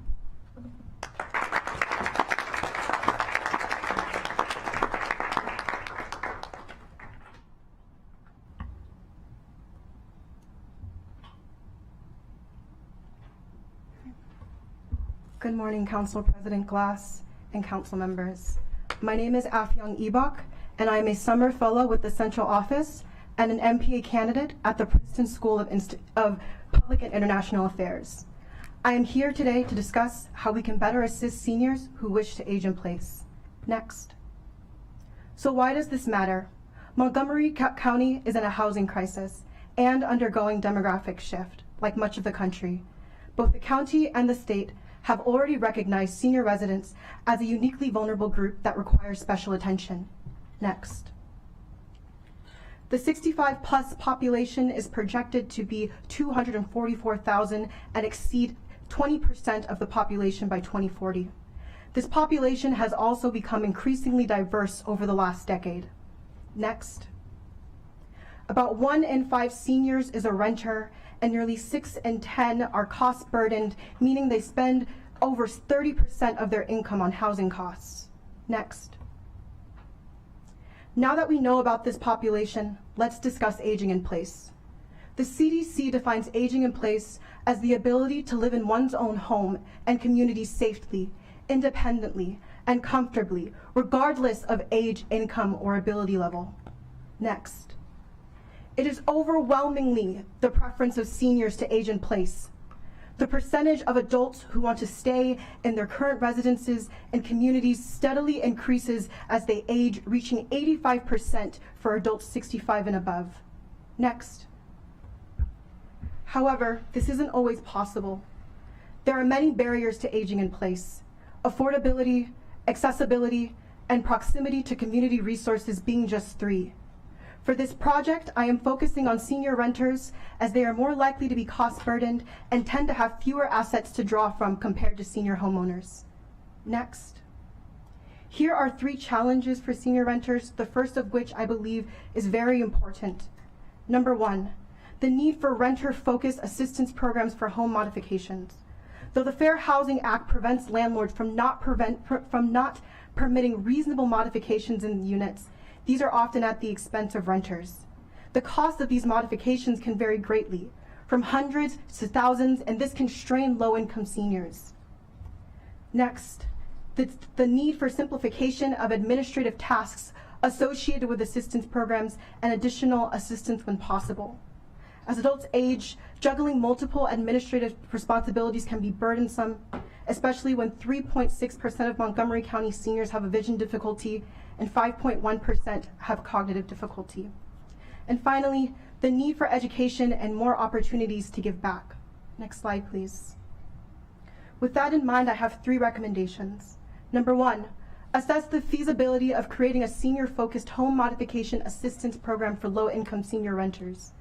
An example of a similar program in another jurisdiction is Chicago's Small Accessible Repairs for Seniors program, which targets seniors 60 and above whose income does not exceed 80% AMI. My next recommendation is to simplify and help seniors navigate administrative tasks associated with public programs and services when possible. Simplifying processes for programs that have similar eligibility requirements and whose benefits are stackable could help alleviate administrative burden. When this is not possible, investing resources in increased outreach programs for seniors to receive assistance with navigating resources would also be beneficial. And finally, educate seniors about resources and provide increased opportunities for seniors to give feedback on those resources. Educating seniors about what is available is always important, but what is just as important is intentionally soliciting feedback from seniors on what works and what doesn't, A commitment to bilateral knowledge sharing that capitalizes on the robust existing network of senior-focused organizations would help make sure that seniors know what is available and that their voice is heard. Next slide, please. Thank you.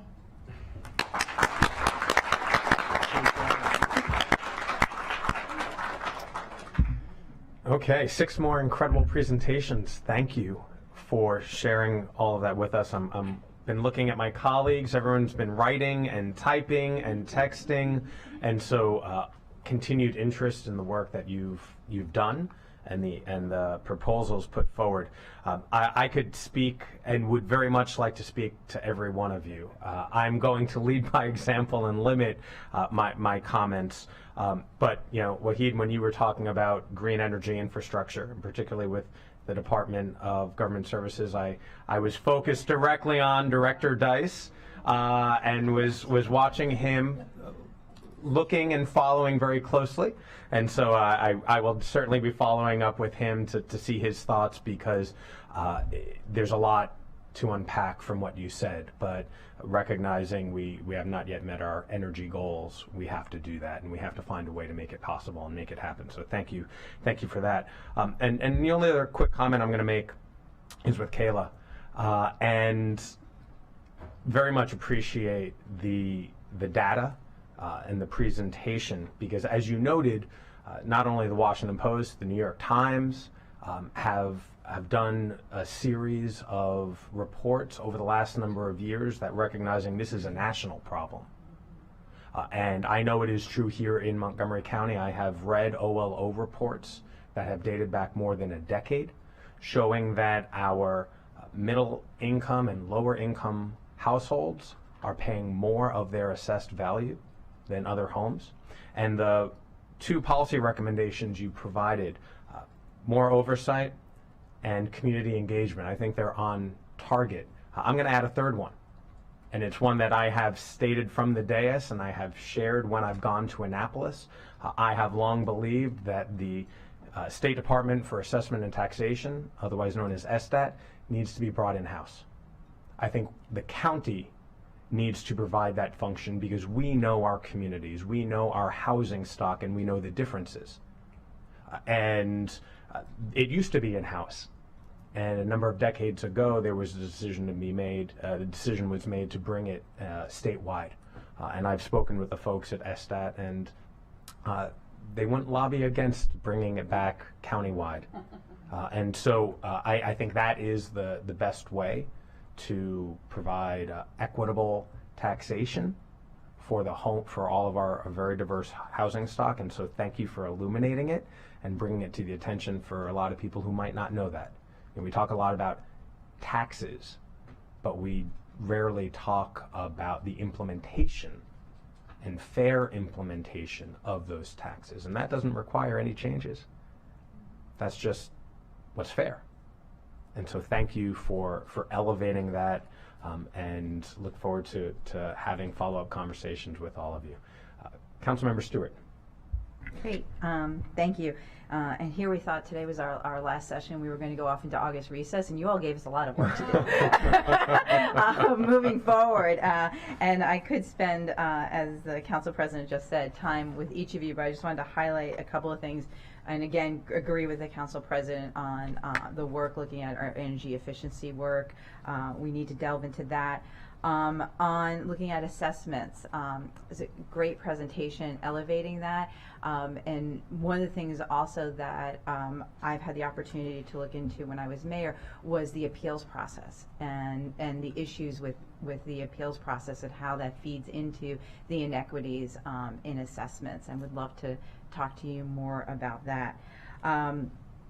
And on the flooding project, that is really interesting, particularly that our Department of Environmental Protection is mapping flood-prone areas in our counties. I think that is a nice piece that goes along with it.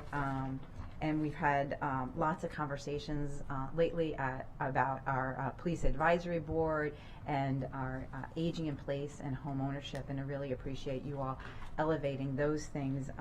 And I want to thank you for the presentation on the baby bonds, and I know you weren't able to go into the differences between DC and Connecticut, but I appreciate you highlighting those differences. And again, I just want to thank you all for your work, and I really do hope I get the opportunity to speak with you all before you end your fellowships this year. Thank you. Thank you. Councilmember Jawanda. I know it's a little overwhelming with everything. We're going to heal the planet. We're going to keep our seniors housed. We're going to eliminate the racial wealth gap. And I'm probably missing something that between the two panels. But this is again, I just want to say congratulations and very proud of each of you, and you've done great work. On the property assessments, I also want to mention that I agree with the Council President that we should bring it in-house, and there's been various ways to look at this. We also, even within that, we have a property tax structure that's flat, in that depending on whether you have a 50,000 square feet or 1,000 square feet, you're paying the same rate. And there's been some efforts. We would need authority at the state level. I've worked with Delegate Julie Plakovich-Carr in years past to see if we can change that, but there's a lot of things embedded in that. We already know that Black and Latino households are devalued. There's been Brookings reports a lot of that upon sale, and you really lifted that up. So a lot of work to do there. Connor and the baby bonds, we met before, which I really appreciate. I've been talking to Councilmember Albernaz about this for a couple of years, about how and when to do this. The question is not should we do it, it's can we get the state to do it first, and because it costs, but I think you're right. I think that the time now is important. I appreciate you drawing out the differences in how you can approach it, and I really think it's a good companion to, as we discussed, to something like guaranteed income, where you're helping people right now and then you're helping people later on, and if we really want to track and assess how we're closing the racial wealth gap. So good job. Our seniors, we hear from them every day about the need to want to stay here. It was really good to see that quantification of how high that percentage is, of how many people really want to stay here and the things we need to do to help them. So I don't have a question. I just am happy and proud, and we're going to work on all of this and be in touch with you all, and hopefully some of you will come back and help us work on it. So congratulations. Thank you, Mr. President. Thank you. Councilmember Fanny Gonzalez. Short and sweet. Thank you so much for the presentations, not just on this panel, but the previous one.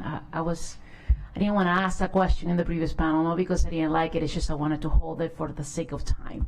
But I do want to say a couple of things. I also love that the planning department is here in the back, especially in the assessment conversation. This is something we actually touched at the last PHP meeting, by the way, so it's nothing new, but it's truly relevant, and there's a lot of work ahead of us on the topic, so thank you for working on it. On the farms, I'm working with 2 farmers in Wheaton. They're going to be placing farms in Wheaton, to exactly what you're saying, so it's already on the works, but it's great that you're highlighting this work. And then on the flooding study, I had a meeting with Delegate Julie. I always had a hard time. There you go. About, a month ago, and Councilmember Sidney Cass was there. There's an area in my district that gets constantly flooded, and a kid died in that particular area.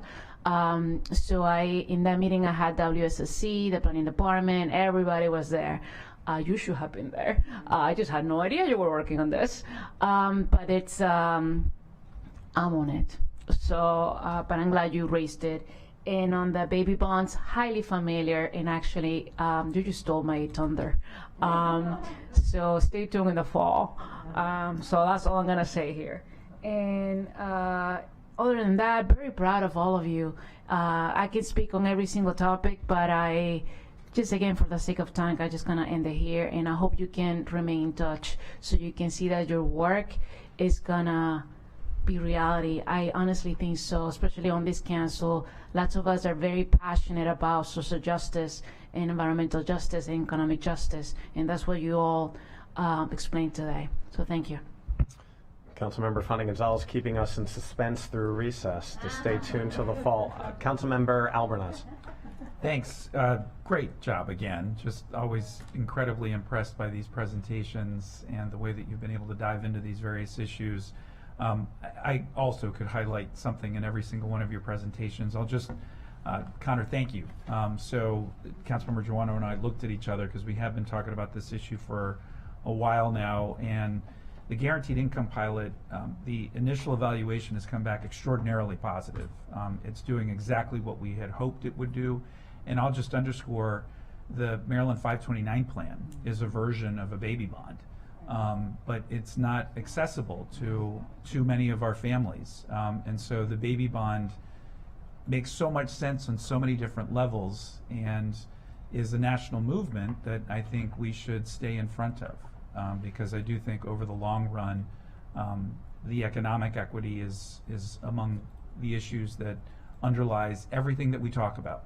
And putting a child in the best possible position to succeed is extraordinary and something obviously we need to pursue. So look forward to hearing more about Councilmember Fanny Gonzalez's thoughts on this. Look forward to working with her on it because we've been working on this for a while as well. And also, Governor Moore has talked about this. So clearly this is something that it would make sense to pursue at the state level. So thank you all very much. Thank you. Councilmember Sales. Thank you, Mr. President, and I will just echo the sentiments again. Very impressive, so proud of this cohort. Just from the start, the energy efficient infrastructure, as Councilmember Fanny Gonzalez mentioned about the flooding that took the life of the young man.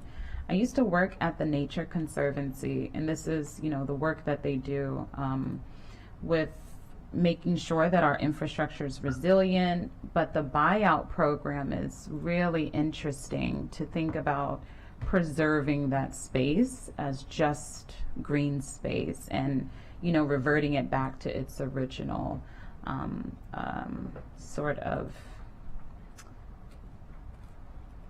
structure. Yes, so looking forward to seeing what the feasibility of that is and how we can replicate what the Nature Conservancy has been doing for years, and just really, really excited about that. The regressive tax policy structure, I didn't realize that the SStat was taken out, and looking forward to discussions about how we can bring it back in-house and have more oversight. I've learned so much from the data that you all have provided, and it's like my colleagues have said, these are things that we have known about, but in our role day to day, we have so many day-to-day policies and day-to-day things to manage. It's hard to think about all of these nuances and gaps in the work that we do and how we can do it better. So I really appreciate that. As you may know, I launched the Smart Youth Advisory Council earlier this year with 16 students across the county. Our youth are so important in the conversations that happen. It's reflected in our budget. More than half of our budget goes to MCPS. And so I love the idea of, incorporating our youth on some of these advisory boards and preserving a space. I'm not even sure if the Juvenile Justice Commission has a spot for a youth member, which would be odd, but very good. I think all of our boards, committees, and commissions would benefit, and also compensating them. The governor has championed a service year, and so this is another opportunity for us to lean on our youth and get them engaged early on in the civic engagement process. So thank you for highlighting that. The baby bonds, I put UBI in parentheses because I'm like, you're The UBI program is catching people after they've already experienced, challenging experiences, and we're trying to help them reach level playing fields. But the baby bonds helps them have a real strong start. I am just really excited about this idea. Kids graduate and their senior year, they're like, I have no options. I might as well go to maybe community college, or I'm just going to enter the workforce, because they don't have that savings. And to have this money that we can help more of our residents have access to more opportunities and really think outside of the box of what their normal day-to-day lives are. I'm just really excited about that. So thank you for highlighting this very accessible program. And of course, our seniors aging in place. I immediately thought about Rebuilding Together Montgomery, where they are investing in, helping seniors stay in their homes through free, low-cost home improvements for seniors. So I'm just all around impressed and excited about this program. I didn't know too much about it when Marlene shared about this program, but I'm just so appreciative to our staff as well, who are really mentoring and shepherding you through this process to completion. So I am just so excited about our future. We are in very good hands if we have leaders like you on the forefront of shaping policy decisions. So thank you, thank you, thank you. Thank you, thank you, thank you. Councilmember Balcom. Thank you. Councilmember Stewart mentioned that you gave us so much to think about over the summer. I can only imagine our staffs watching this, groaning, thinking, "Oh my gosh, they're going to be inundated with ideas when we come back." All very intriguing presentations. I don't want to take up too much time, so I'm not going to focus on each one. Although the flooding buyout program, we do have the Ag Reserve was established through the TDR program, which is very successful. However, we're getting towards the tail end of the receiving sites, so there's a little bit of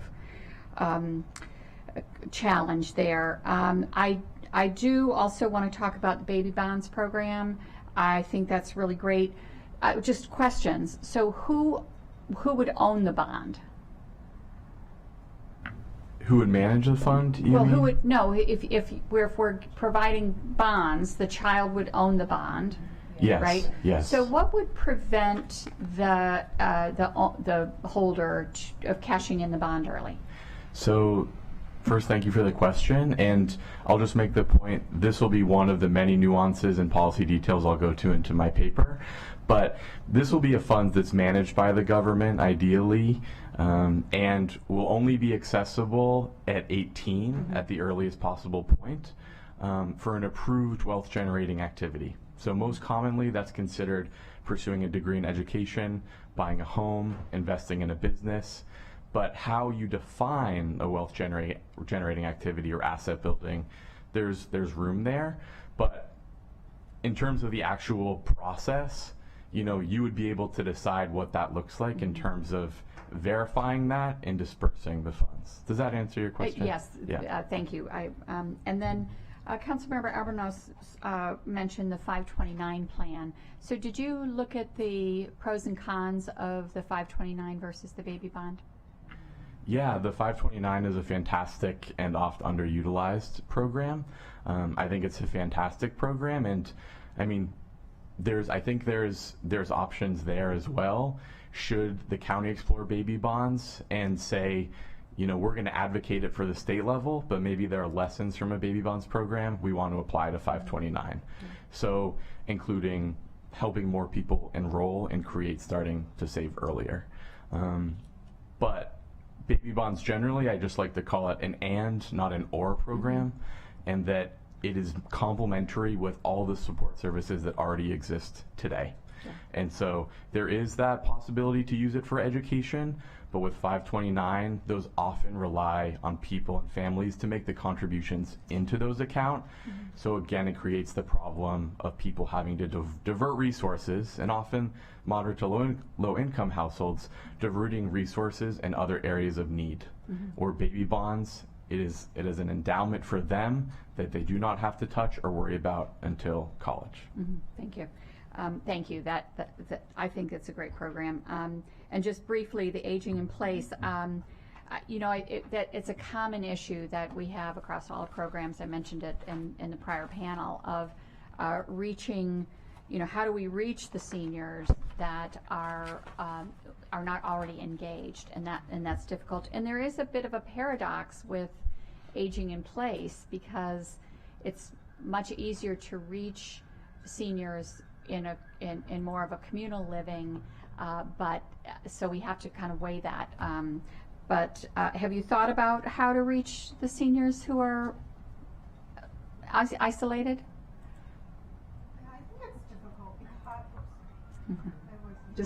I know, I can project.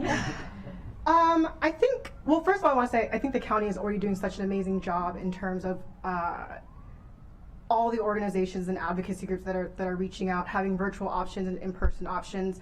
I think it is, in my own opinion, just a matter of like being creative and thinking about here are places where we usually go to find seniors, libraries or you know, health fairs and things like that, where they usually congregate. But what are some places that we're not thinking about? What if it's a senior who lives with a child, and you know, we're having resources at more family-centered places where maybe it's not the senior who sees the resource, but their adult child that, you know, is really worried about them aging in place. So for me, it's, you know, it's an expansion, you know, hitting more places at more times during the year, but then it's also going deeper and thinking, you know, what are some places that we don't expect seniors to be, but they are, because they're everywhere. Okay. Thank you. And great job, everyone. Councilmember Ludke. Thank you, Mr. President. You guys are awesome. Just in case you were wondering, I was taking pictures so I could send them to Director Barry in the back, because she asked me to get some. So if you're like, why is she over there snapping all those pictures? That's fine. And y'all looked fabulous. So interestingly enough, talking about the State Department of Assessments and Taxations, while that was going on, I was very intrigued, and I started looking. When was your last audit? And it looks like they'll be getting another one coming up, because they do them every 3 years. And the last audit period covered November 12th, 2015 to March 24th, 2019. And I note on the cover sheet for that, the last one, our audit disclosed that the Department of Assessments and Taxations did not have adequate procedures to ensure that all required physical inspections of real property were performed to help determine the property's assessed value. So there you go. So thank you for your work. Stay tuned in the fall when I anticipate the next report will come out. And thank you for the comments you just made about the Aging in Place program. And you know, I know, for example, we have different health programs here in the county, and I know the African American Health Program in particular does outreach to our seniors to make sure that there aren't tripping hazards, fall hazards, other assorted issues within their current residence that could create problems as mobility might become more of a challenge. Montgomery County Fire and Rescue does the same. And I was really proud that a building opened in my district where it was built to be adaptive immediately. So it wasn't that you'd have to then subsequently go back and retrofit. It has zero entry showers and things like that, so you don't have to change it later. You're able to stay and accommodate, whether it's a temporary injury or whether it's a permanent change in your physical status or your needs. So that kind of work is important. And I often talk about the sandwich generation because I'm a proud part of that.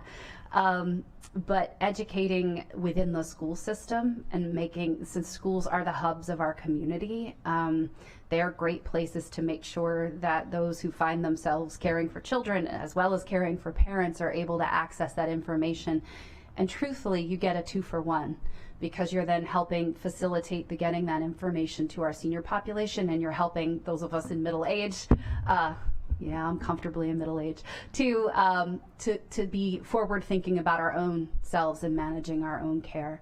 And then I want to thank you for the presentation on the PAB and the student voice. I know there have been some challenges with different youth organizations or youth advisory bodies. So we had one when I was at the Maryland Center for School Safety, and it kind of fell apart recently. So, you know, I know they're looking at different ways to engage students, because sometimes it's incredibly hard to devote as much time as you know, a working individual when you're trying to do your best with many other things at the same time. But all of our boards, committees, and commissions that have issues before them that impact students can, even if there's not a member designated to serve, could be ensuring that they bring them in to their meetings once a year, twice a year, however many times, so that you're focusing on it through that lens and making sure that their voices are heard by the body. And thank you for highlighting the MCPD cadet program. There is also, or are also, there's multiples, the state police runs an intern program that's 8 weeks, 10 hours per week, and you have to be 16 years or older. So you can be a high school student, or you can be a recent graduate and attending college or grad school. And that's 80 total hours of service, and it includes understanding both sworn and non-sworn components of public safety. They have an Explorers program that's also ages 14 to 17, and then they have the Cadet program, which is a paid program when you turn 18 to 21. For those who you know, who might be interested in law enforcement, want to check it out, get paid to do the work and learn as they're going, and then at 21 can become eligible to go through the full academy. So thank you for highlighting those types of ways for the community to connect in the public safety realm. I really appreciate it. Thank you. Final comment from Councilmember Mink. Thank you, Mr. President. Thank you all once again for presentations that gave us really tangibly useful information and recommendations. It's very exciting. Apologies in advance to my staff, as has been said, but this has been great. I've got a comment and a question.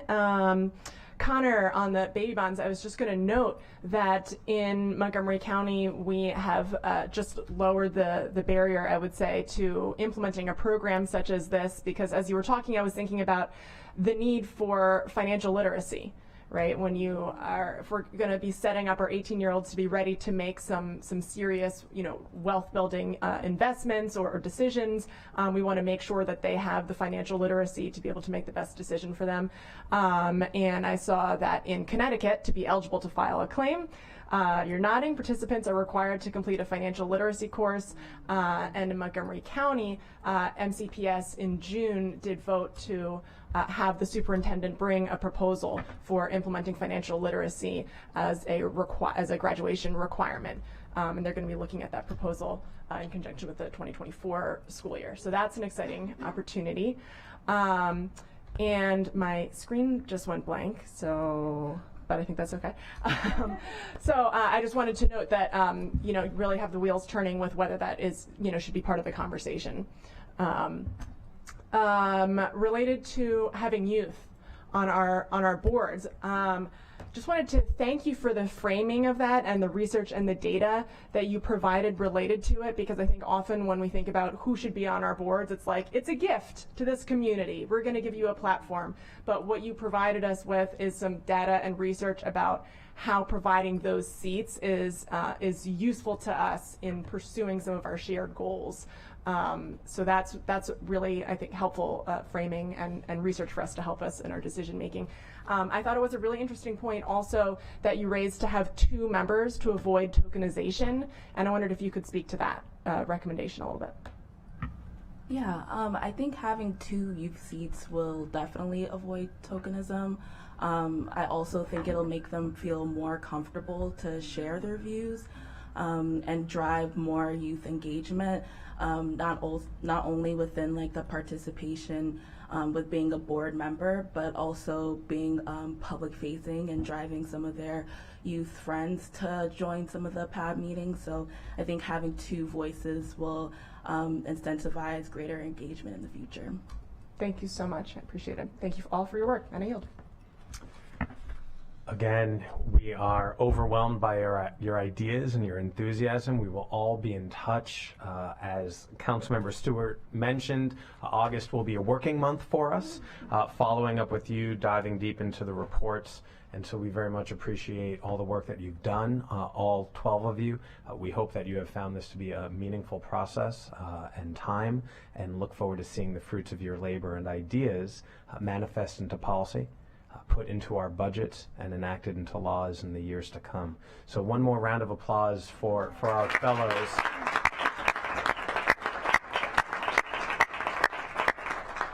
And again, our appreciation to Ms. Dunn and Mr. Mia for your mentorship. And thank you all very much, and hope you have a good rest of your summer.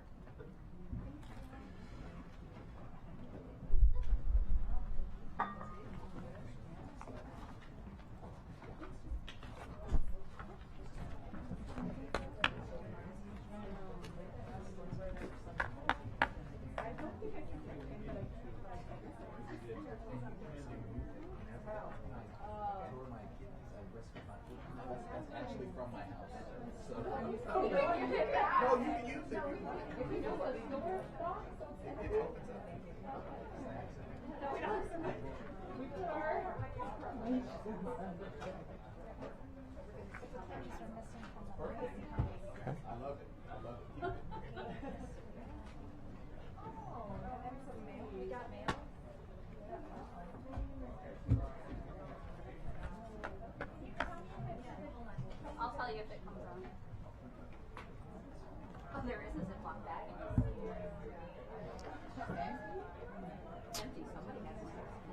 Okay, colleagues.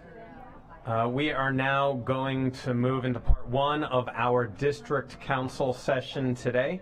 Dr. Orlin and the planning staff are here to provide an update on the pedestrian master plan, which is an exciting endeavor. It's the first pedestrian master plan that the planning department has produced. And colleagues, it is a comprehensive vision to make our community safer and more comfortable for people who are particularly walking and rolling in our community and getting around more safely.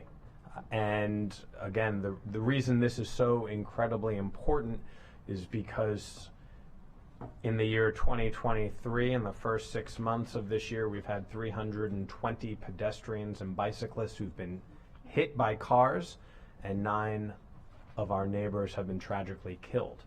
And so the work of the planning department and this pedestrian master plan are going to be used to help make everyone in our community safer. And so with that, I will turn it over to Dr. Orland to kick us off. Just really quickly, this is an overview of the public hearing you're going to hear this afternoon. We have 21 speakers. The T&E committee will take up this plan in mid-September, and if they finish in that point, it'll probably come back to the council in late September. So with that, let me turn it over to planning staff. Director Stern. Good morning or good afternoon, council members. Tanya Stern, Acting Planning Director from the Planning Department. We are very excited to be here today to provide this briefing of the Pedestrian Master Plan. Council President Glass, I think you said pretty much what I was going to say, so definitely appreciate those remarks. And you know, we are here to work with the council to support the council and county agencies in helping Montgomery County be safe, accessible, and attractive for residents who walk and roll. And so with that, I will turn it over to our countywide planning and policy team to walk us through the briefing. Hi, and for the record, I'm Jason Sartori, Chief of Countywide Planning and Policy, and I'll just give a real quick intro before passing it off to Mr. Glazier. The pedestrian master plan that you have before you today is a plan that will greatly improve the pedestrian experience in the county, and I am feeling really optimistic and inspired by our team's work on this, especially when we see something like the Safe Streets bill that is before the council currently, that has already garnered the support and sponsorship of all 11 council members. That bill implements some of the recommendations that are in this plan. And so, you know, this is a functional plan that is countywide in scope, And as such, there are some implications about how we develop such types of plans. We have to engage people all across the county, and we have to gather data from all across the county, and we've done that. And sometimes it means it takes a little bit longer. We began gathering the data nearly 4 years ago on this. And you've seen, we've presented some of that data to the council at various times in other contexts, including the growth and infrastructure policy. So this plan is based on an extensive amount of data that we've gathered, and our department is quite proud of the product that's before you. Its recommendations and key actions are comprehensive in scope and have received an overwhelming amount of support, and we've received an overwhelming amount of support for the plan. Now, you will have the opportunity later today to hear testimony on the plan, and surely there will be some comments that are critical of specific aspects, but I did want to highlight some of the general comments that the Planning Board heard during its public hearing. One person said that it was nothing less than a revolutionary document. Another called it visionary and cutting edge. Another said it was an opportunity for the county to be a real leader in pedestrian safety. The plan was also referred to as incredibly holistic and thorough, and our former chair, Jeff Zients, called it a remarkable plan and famously referred to it as bodacious and compelling. I'll leave it there so that Mr. Glazier can walk through the details of the plan that generated these comments. Thank you, Mr. Sartori. For the record, my name is Eli Glazier, and for the past several years, I have served as the project manager for the Pedestrian Master Plan. I think we have some slides coming up. I can't see them, but sorry, great. So the roadmap for today, we'll talk about the vision and goals for the plan, the process that got us to this point, the recommendations that came out of that process, our interest in monitoring and transparency and helping achieve the goals of the plan, and then the plan timeline. As was said, this plan is the first time the planning department has worked on a comprehensive countywide effort to make walking and rolling, so using a mobility device, safer, more comfortable, more convenient, more accessible for people of all ages and abilities across the county. Next slide. It comes in, I think, a long line of recent planning documents that have aimed to improve the quality of the transportation experience for people not in cars. So the bicycle master plan that my colleague, Mr. Ansbacher, on my right, shepherded through in 2018, the Complete Streets Design Guide, which was a collaborative effort between our department and the Department of Transportation to reimagine the streetscapes across the county in a context-sensitive way that centers pedestrians, bicyclists, and transit users. The very important, groundbreaking Thrive Montgomery 2050 general plan, which creates a vision for improving walkability and creating the land use transportation mix that's really necessary to improve walkability and make Montgomery County much more walkable. This pedestrian plan, and then follow-on efforts that are already in the process include an update to the master plan of highways and transitways. Next slide. Mr. Sartori already touched on this a little bit, but in the public hearing that we had in front of the planning board, we received nearly 300 comments from almost 100 individuals. There were 32 in general support, 2 in opposition, and then 62 had specific comments one way or the other about specific elements. But I think the gist of it is that there was overwhelming support for this plan in that public hearing. The vision for the plan is safe, convenient, and accessible Montgomery County for all ages and abilities. There are 4 main goals of this plan: to increase walking rates and satisfaction, to create a comfortable, convenient, connected pedestrian network, to enhance pedestrian safety, and to do all of those things in an equitable and just way. Next slide. Next slide. To date, we kicked off this plan officially in September 2019. We had meetings across the county. In addition to that, we did something we don't usually do on a master plan. We conducted a statistically valid countywide pedestrian survey to understand perceptions, attitudes, the types of pedestrian activity, the reasons people walk, that sort of thing. We kicked that off in March 2021. We published an existing conditions report. We put out draft recommendations for review. We had a working draft. The planning board public hearing was in March, and here we are today in July in front of you. Next. The existing conditions report used data that's publicly available, like the U.S. Census and things like that, but also drew on data sources that were very unique to Montgomery County, like the countywide pedestrian survey I alluded to, our pedestrian level of comfort analysis, a student travel tally we conducted in conjunction with MCPS, and then a crash analysis of pedestrian crashes from 2015 to 2020. This data analysis that we did, together with the public engagement that we have done over the past several years, provides the foundation for the recommendations that are in the plan. I'm just going to go through a couple of these data points from the documents for your, just so you have a good understanding. I think some of the important takeaways from the pedestrian survey, we found that people who reported having a disability were less satisfied overall than people who didn't have a disability with their pedestrian experience. 43% satisfaction versus 53%. This disparity was the greatest outside of our urban areas, so along transit corridors and in the more rural and exurban parts of the county, where the disparities, as you can see on the bar chart on the left, are the greatest. We also found that pedestrians were much more satisfied with access to amenities, walkable things in more urban areas, so urban areas, then transit corridors, then exurban and rural areas. And then we asked also about all of the different elements of the streetscape and how people were satisfaction with those elements. And we found that overhead lighting, so lighting along sidewalks and pathways and at crossings, was it wasn't the worst. It didn't score the poorest, but it was consistently low across all parts of the county. So that's something that we are very actively working on, but that's just something I wanted to highlight. Next slide. Another thing that we created, not for this plan, but became an essential part of this plan, is called the pedestrian level of comfort analysis. We briefed the previous council on what this entails, but it's part of the growth and infrastructure policy as well. Essentially, it's a tool that we use to quantify the comfort in the pedestrian environment, to score every single pathway and crossing in Montgomery County in terms of comfort. Next slide.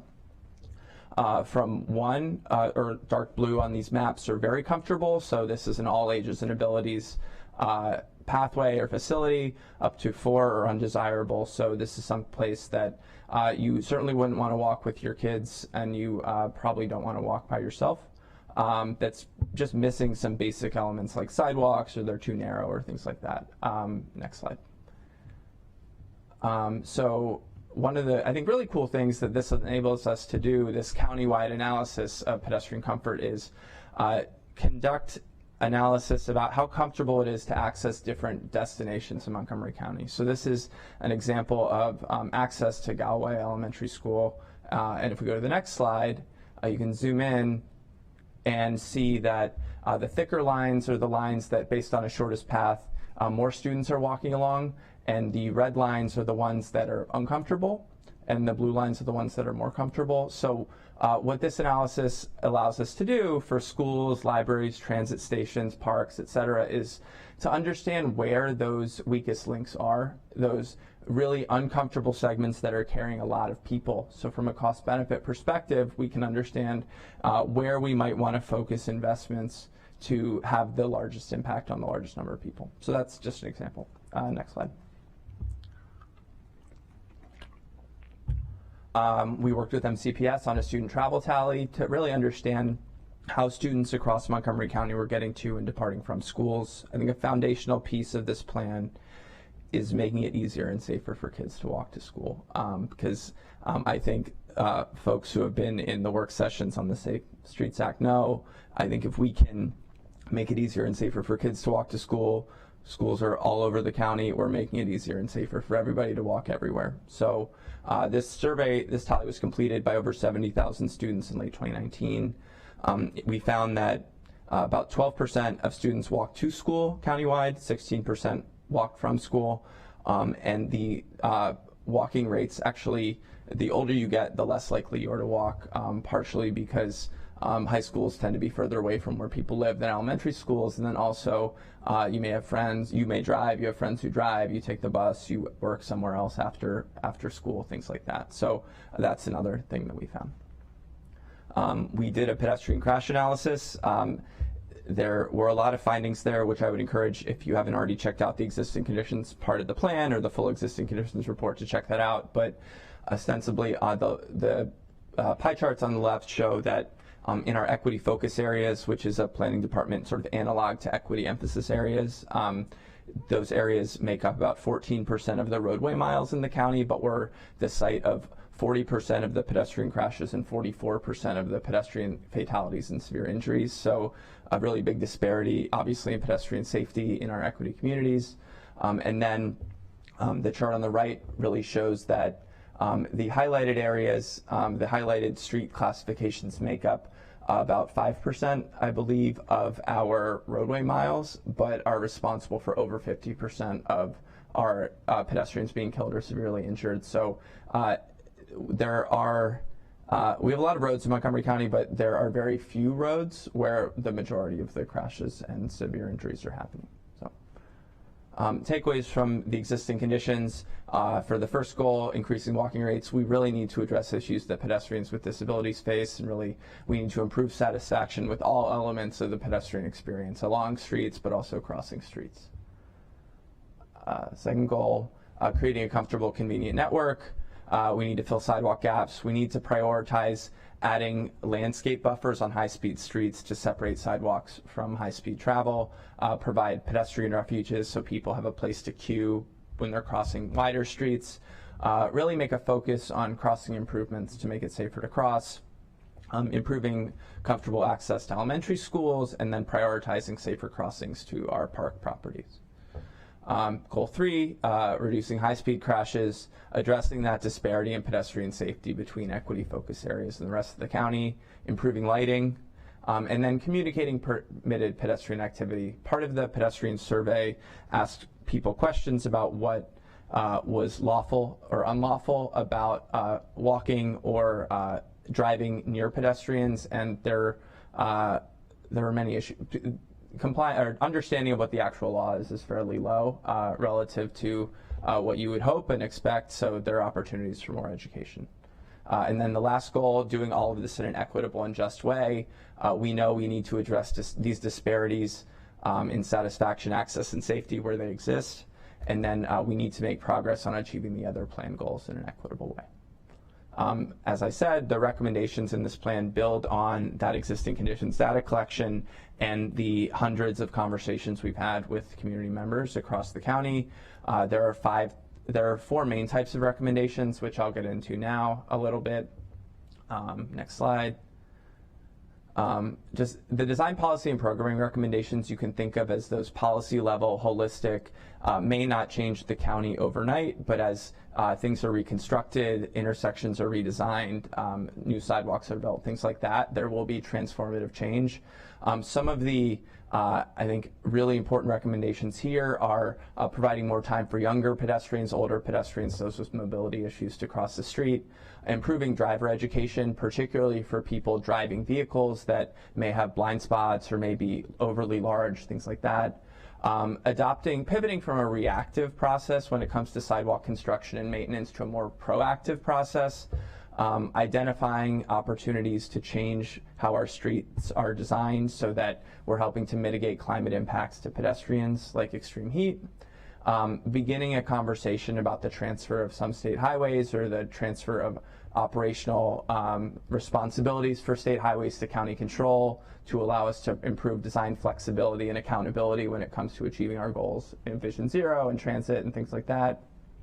And then building out a grid of streets to increase our pedestrian routing options and reduce the amount of unsafe pedestrian mid-block crossing activity. This is just an index of all of the high-level recommendations, which I'm sure we'll get into more in the work sessions, but that's just there. The next set of recommendations is for what we call bicycle pedestrian priority areas. These areas already exist. They're areas where we fund bicycle and pedestrian capital projects to improve bicycle and pedestrian access, comfort, and safety. But what we found is these have been developed in a pretty ad hoc way over time, either through master plan processes or other processes. So what we tried to do in this plan is create a consistent approach to identifying these areas and their boundaries, prioritizing them in a data-driven way so we could make sure that over time we are investing in those places that have the highest benefit. And then you can look at the evaluation factors we used here, pedestrian activity, pedestrian crash risk, comfort, because bicycles are also involved in these areas and we fund bicycle projects as well, bicycle activity, crash risk, comfort, then access to schools, access to transit, and there's a strong equity component as well. Another piece of the puzzle for the pedestrian master plan is allowing the county to fully utilize the Complete Streets Design Guide that I talked about earlier. The Complete Streets Design Guide classifications really combine the land use context, so on the left, downtown, town center, suburban, industrial, or country, and how roadways are meant to function, whether they're meant to provide access or mobility, and sort of that spectrum, so from major highways, boulevards, connectors, and streets. Next slide.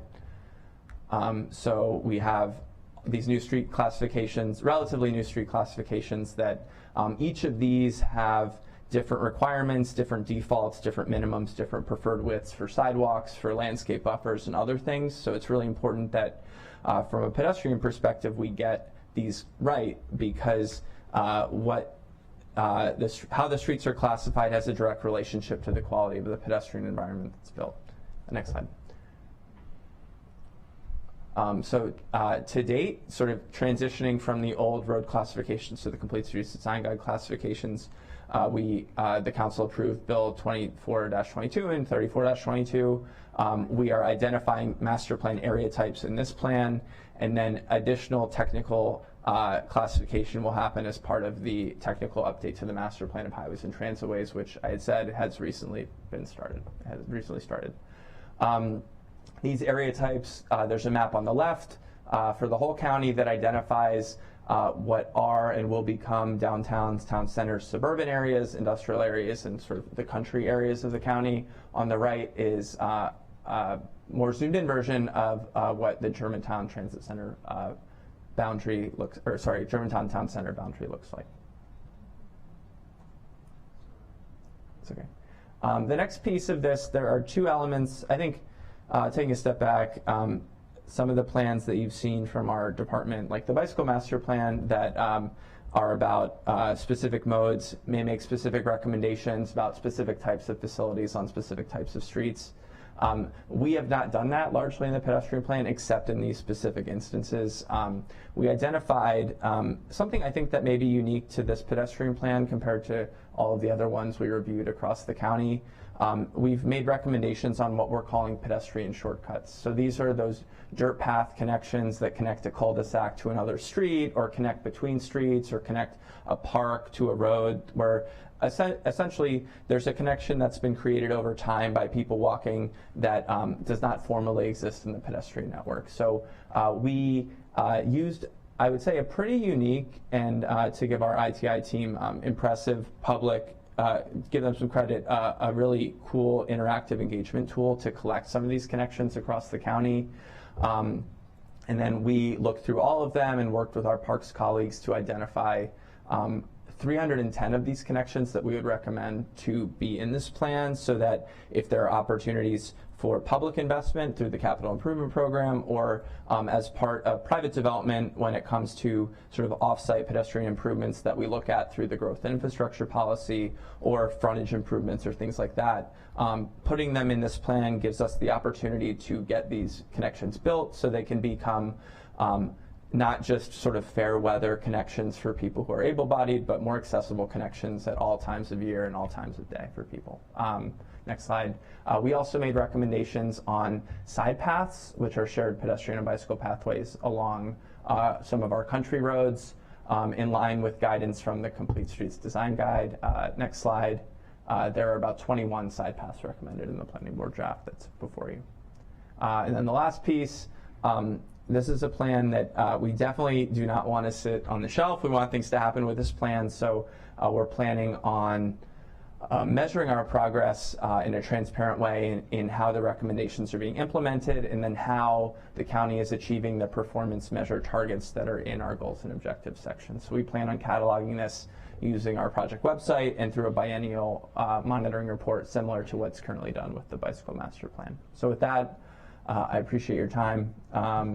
Happy to take any questions now, or we can continue to have conversations in the months ahead. Thank you very much, Mr. Glazer. This is incredibly important, and the presentation and the data within are going to be used in conversations for a long time. And I know that you've been part of the T&E committee deliberations regarding the Safe Streets Act and had talked about a lot of these aspects, but now that we have the data, when that bill comes before the full council, which will be in September when we return, I know that this presentation and the information therein will be used as we define and refine a few remaining pieces of that bill. Namely, some of the outstanding questions were about schools and how far away, and the data that you presented with how kids get to and from schools is incredibly important in that. But I think the most important data point that you shared this morning was the fact that roads, that our equity emphasis area contain 14% of our roads, yet have 40% of our pedestrian incidents. That is why road safety is a social justice issue. That is why we have to make our roads safer for everybody and make the investments in the communities where people are more heavily depend on walking and transit. And so data point that will be used for a very long time. Thank you for elevating it. A number of my colleagues would like to make some comments. We'll start with Councilmember Albernaz. Thank you, Mr. President. I associate myself with your comments. That was well said. And today, as we celebrate the 33rd anniversary of the Americans with Disabilities Act, how appropriate it is to receive this plan, at least initially, and I appreciate the highlight of that within the plan. This plan represents progress. This plan represents, I know, a lot of hard work, and I look forward to digging into the details. As you noted, there are some specific concerns regarding some elements of the plan, one of them being Beach Drive, but I think there are reasonable solutions that we can achieve to both help ensure that we are opening up our parks in a way that has been extraordinarily successful during COVID, while also acknowledging the impacts on the broader community that lives immediately surrounding those amenities. There's a sweet spot, and I know that we can achieve that, and I look forward to those discussions as we dig deeper into this report. But thank you all for the work. I will be participating in some of the Transportation Environment Committee sessions on this, and I'll just end with this. This is as much a health issue as it is anything else, and so I really do appreciate the incredible strategy that's been presented, and I look forward to getting the details. Thank you. I yield back to you, Mr. President. Thank you. Councilmember Jawando. Thank you. Also appreciate the work, and congratulations. I know anytime you it's like birthing something a little bit here, nowhere close, but I'm sure significant. And just really appreciate the emphasis on equity throughout, and some of the points that have been made, I agree with as well, and to all the partners that worked with you, because I know you needed MDOT and MCDOT and everybody.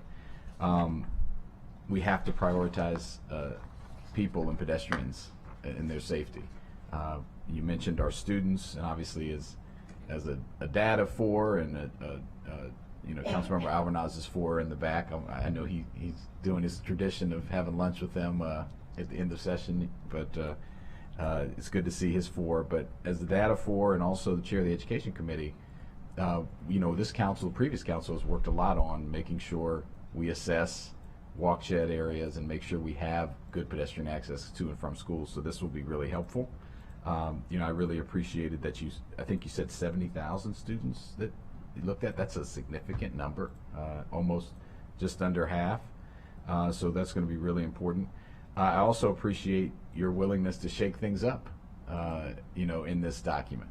An excellent example, I think, is the recommendation to change the long-standing sidewalk policy from a reactive kind of, you got to figure someone's got to get harmed or feel their problem or know how to navigate to a more methodical, data-driven approach of where we need sidewalks. That's something we all hear about. It's even more important now. As was mentioned, the previous council, I introduced a resolution that was unanimously supported declaring racism a public health crisis. One of the data points in there were who it gets hit on our roadways and who's injured and dies.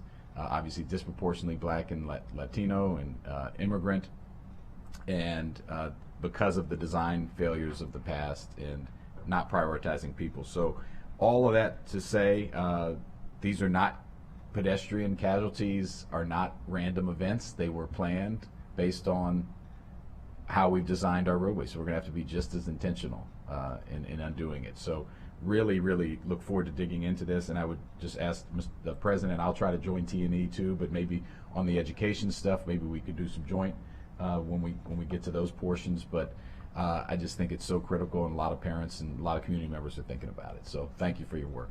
Thank you.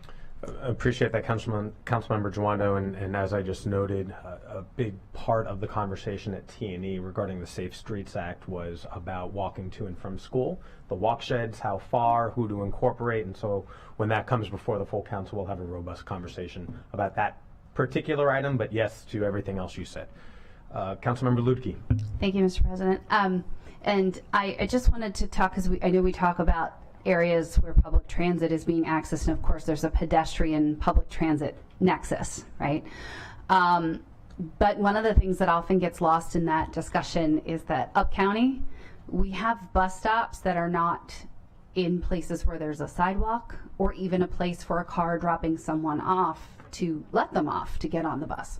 They're literally in the middle of the road.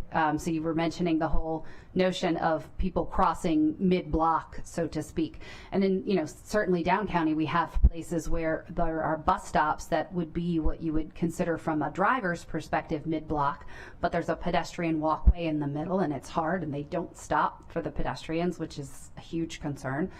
But up county, it's, these tiny roads where we run a bus line, but we don't have any way for the people to access the bus stop itself. And I just want to make sure, that remains in everyone's mind. That is something that constituents have been raising as an issue, along with other bus-related issues that are not your domain, but that we have to make sure that what we're offering is safe for those to travel to access that public transit. And again, here we are on the day we're recognizing the Americans with Disabilities Act, that it is also appropriate for those who are disabled to reach those spots safely, whatever that may take to make that possible, because we don't want to put people in harm's way. But I greatly appreciate all the work that you put into this, and your report was excellent, and I look forward to the hearing this afternoon. So thank you. Thank you. Councilmember Balcom. Thank you. Thanks for this. Very timely, considering what we're doing with the Safe Streets Act, and several of my colleagues have mentioned the safe routes to schools, and I really liked the chart that you had in the presentation showing the routes, because one of the issues that we talked about in the T&E committee is that just because we tell students what the route is for walking, that's not the route they take. They take the route that's easiest for them, and we have situations like my colleague, my up county sister over there. We have kids walking to school, particularly in the winter, in the dark, high school students on roads that don't have sidewalks. There is a safe route to school through the neighborhood, but they don't take that route. And so I think that this is really timely and important to look at how we get our kids to school safer. And then the pedestrian shortcuts, I think that's great. I've got one for you. We'll talk. And it's not the issue. It was a planned shortcut that never got officially built, and now the MCPS, the HOA, and the Parks Department are all saying, "Oh, it's not mine," right? So, yeah, long list of those, right? And then my last comment is the country roads classification. You know, we're taking up the rustic roads master plan this afternoon, so I'm sure there'll be synergy there, and quite a passionate topic. So thank you. Indeed. Councilmember Katz. Thank you very much, Mr. President. Thank you all very, very much for all the information and for the discussion. These obviously are important. When we're talking about the safe route to schools, what I'm going to suggest is not only that we have joint committee meetings, et cetera, but that we also invite our partners from the municipalities. Because many of these schools are in the municipal boundaries of, and I know, I don't know, but I believe that our former mayor that's to my left, that many times we all have had discussions of, I don't want the sidewalk in front of my house. And I went through it many times, and I've mentioned that when we bought our home, this many years ago, but Sally bought the house because it had a sidewalk in front, and she wanted the kids to be able to ride their tricycles or whatever they were riding. Our good friends and neighbors who lived down the street from us in a townhome development and moved the same time we did, bought across the street from us because it didn't have a sidewalk and they didn't want to have to shovel the sidewalk. And it always is stuck in my mind that we need to make sure that there's a safe route in many, many ways, and that we need to make sure that the municipalities are a part of the discussion to make sure that those routes are, that the sidewalks are there. So thank you very much. Thank you for adding that. While we normally talk about the differences between county roads and state highways, adding the municipal roads to the mix as well is equally as important. Good point. Councilmember Mink. Thank you. This is great and very exciting, and really provides a lot of fantastic tools and opportunities for us. And also wanted to express my appreciation along with my colleagues for the focus on equity. It's so critical, and obviously we're in District 5. We see a lot. We see a lot of this. We see that we have had a very recent pedestrian death just off Stewart Lane, and we have areas where we see these types of devastating crashes repeatedly in the same places. And so tools like this will allow us to hopefully move quicker to address some of these issues and get ahead of them.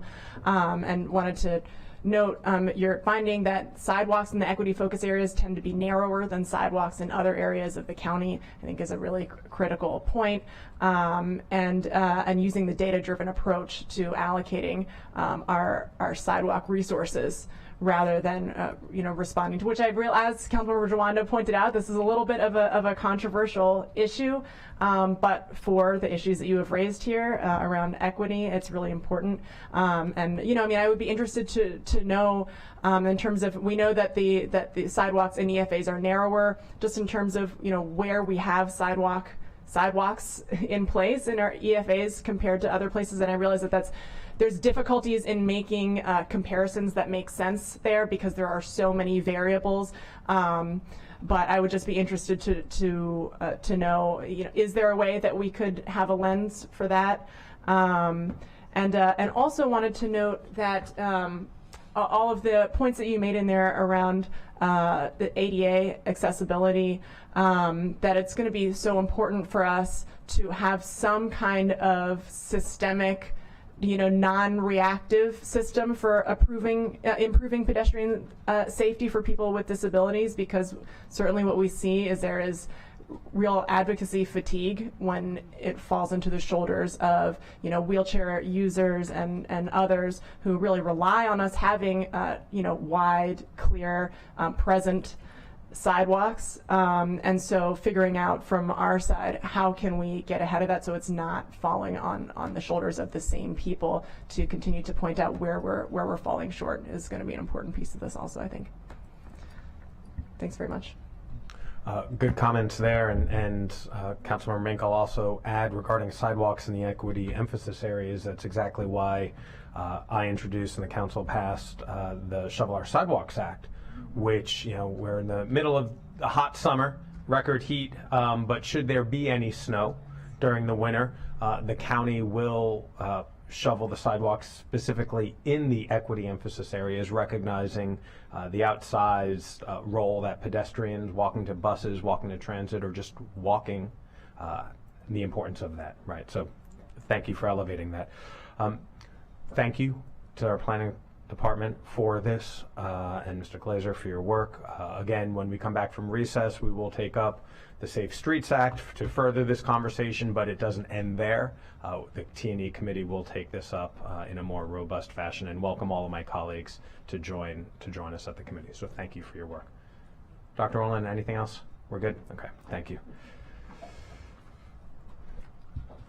And colleagues, the last item for this morning is the consent calendar, but I want to highlight that there are 2 items on the consent calendar which need a motion for suspending the rules to allow for introduction and action on the same day. These items are 3A, a resolution supporting racial equity in higher education, and 3O, a resolution acknowledging the election returns for the village of Drummond.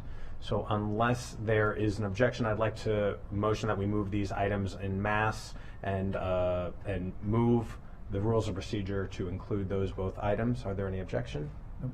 Okay, without objection, is there a motion to waive the rules of procedure 7D to allow for the introduction and action on the same day? So moved.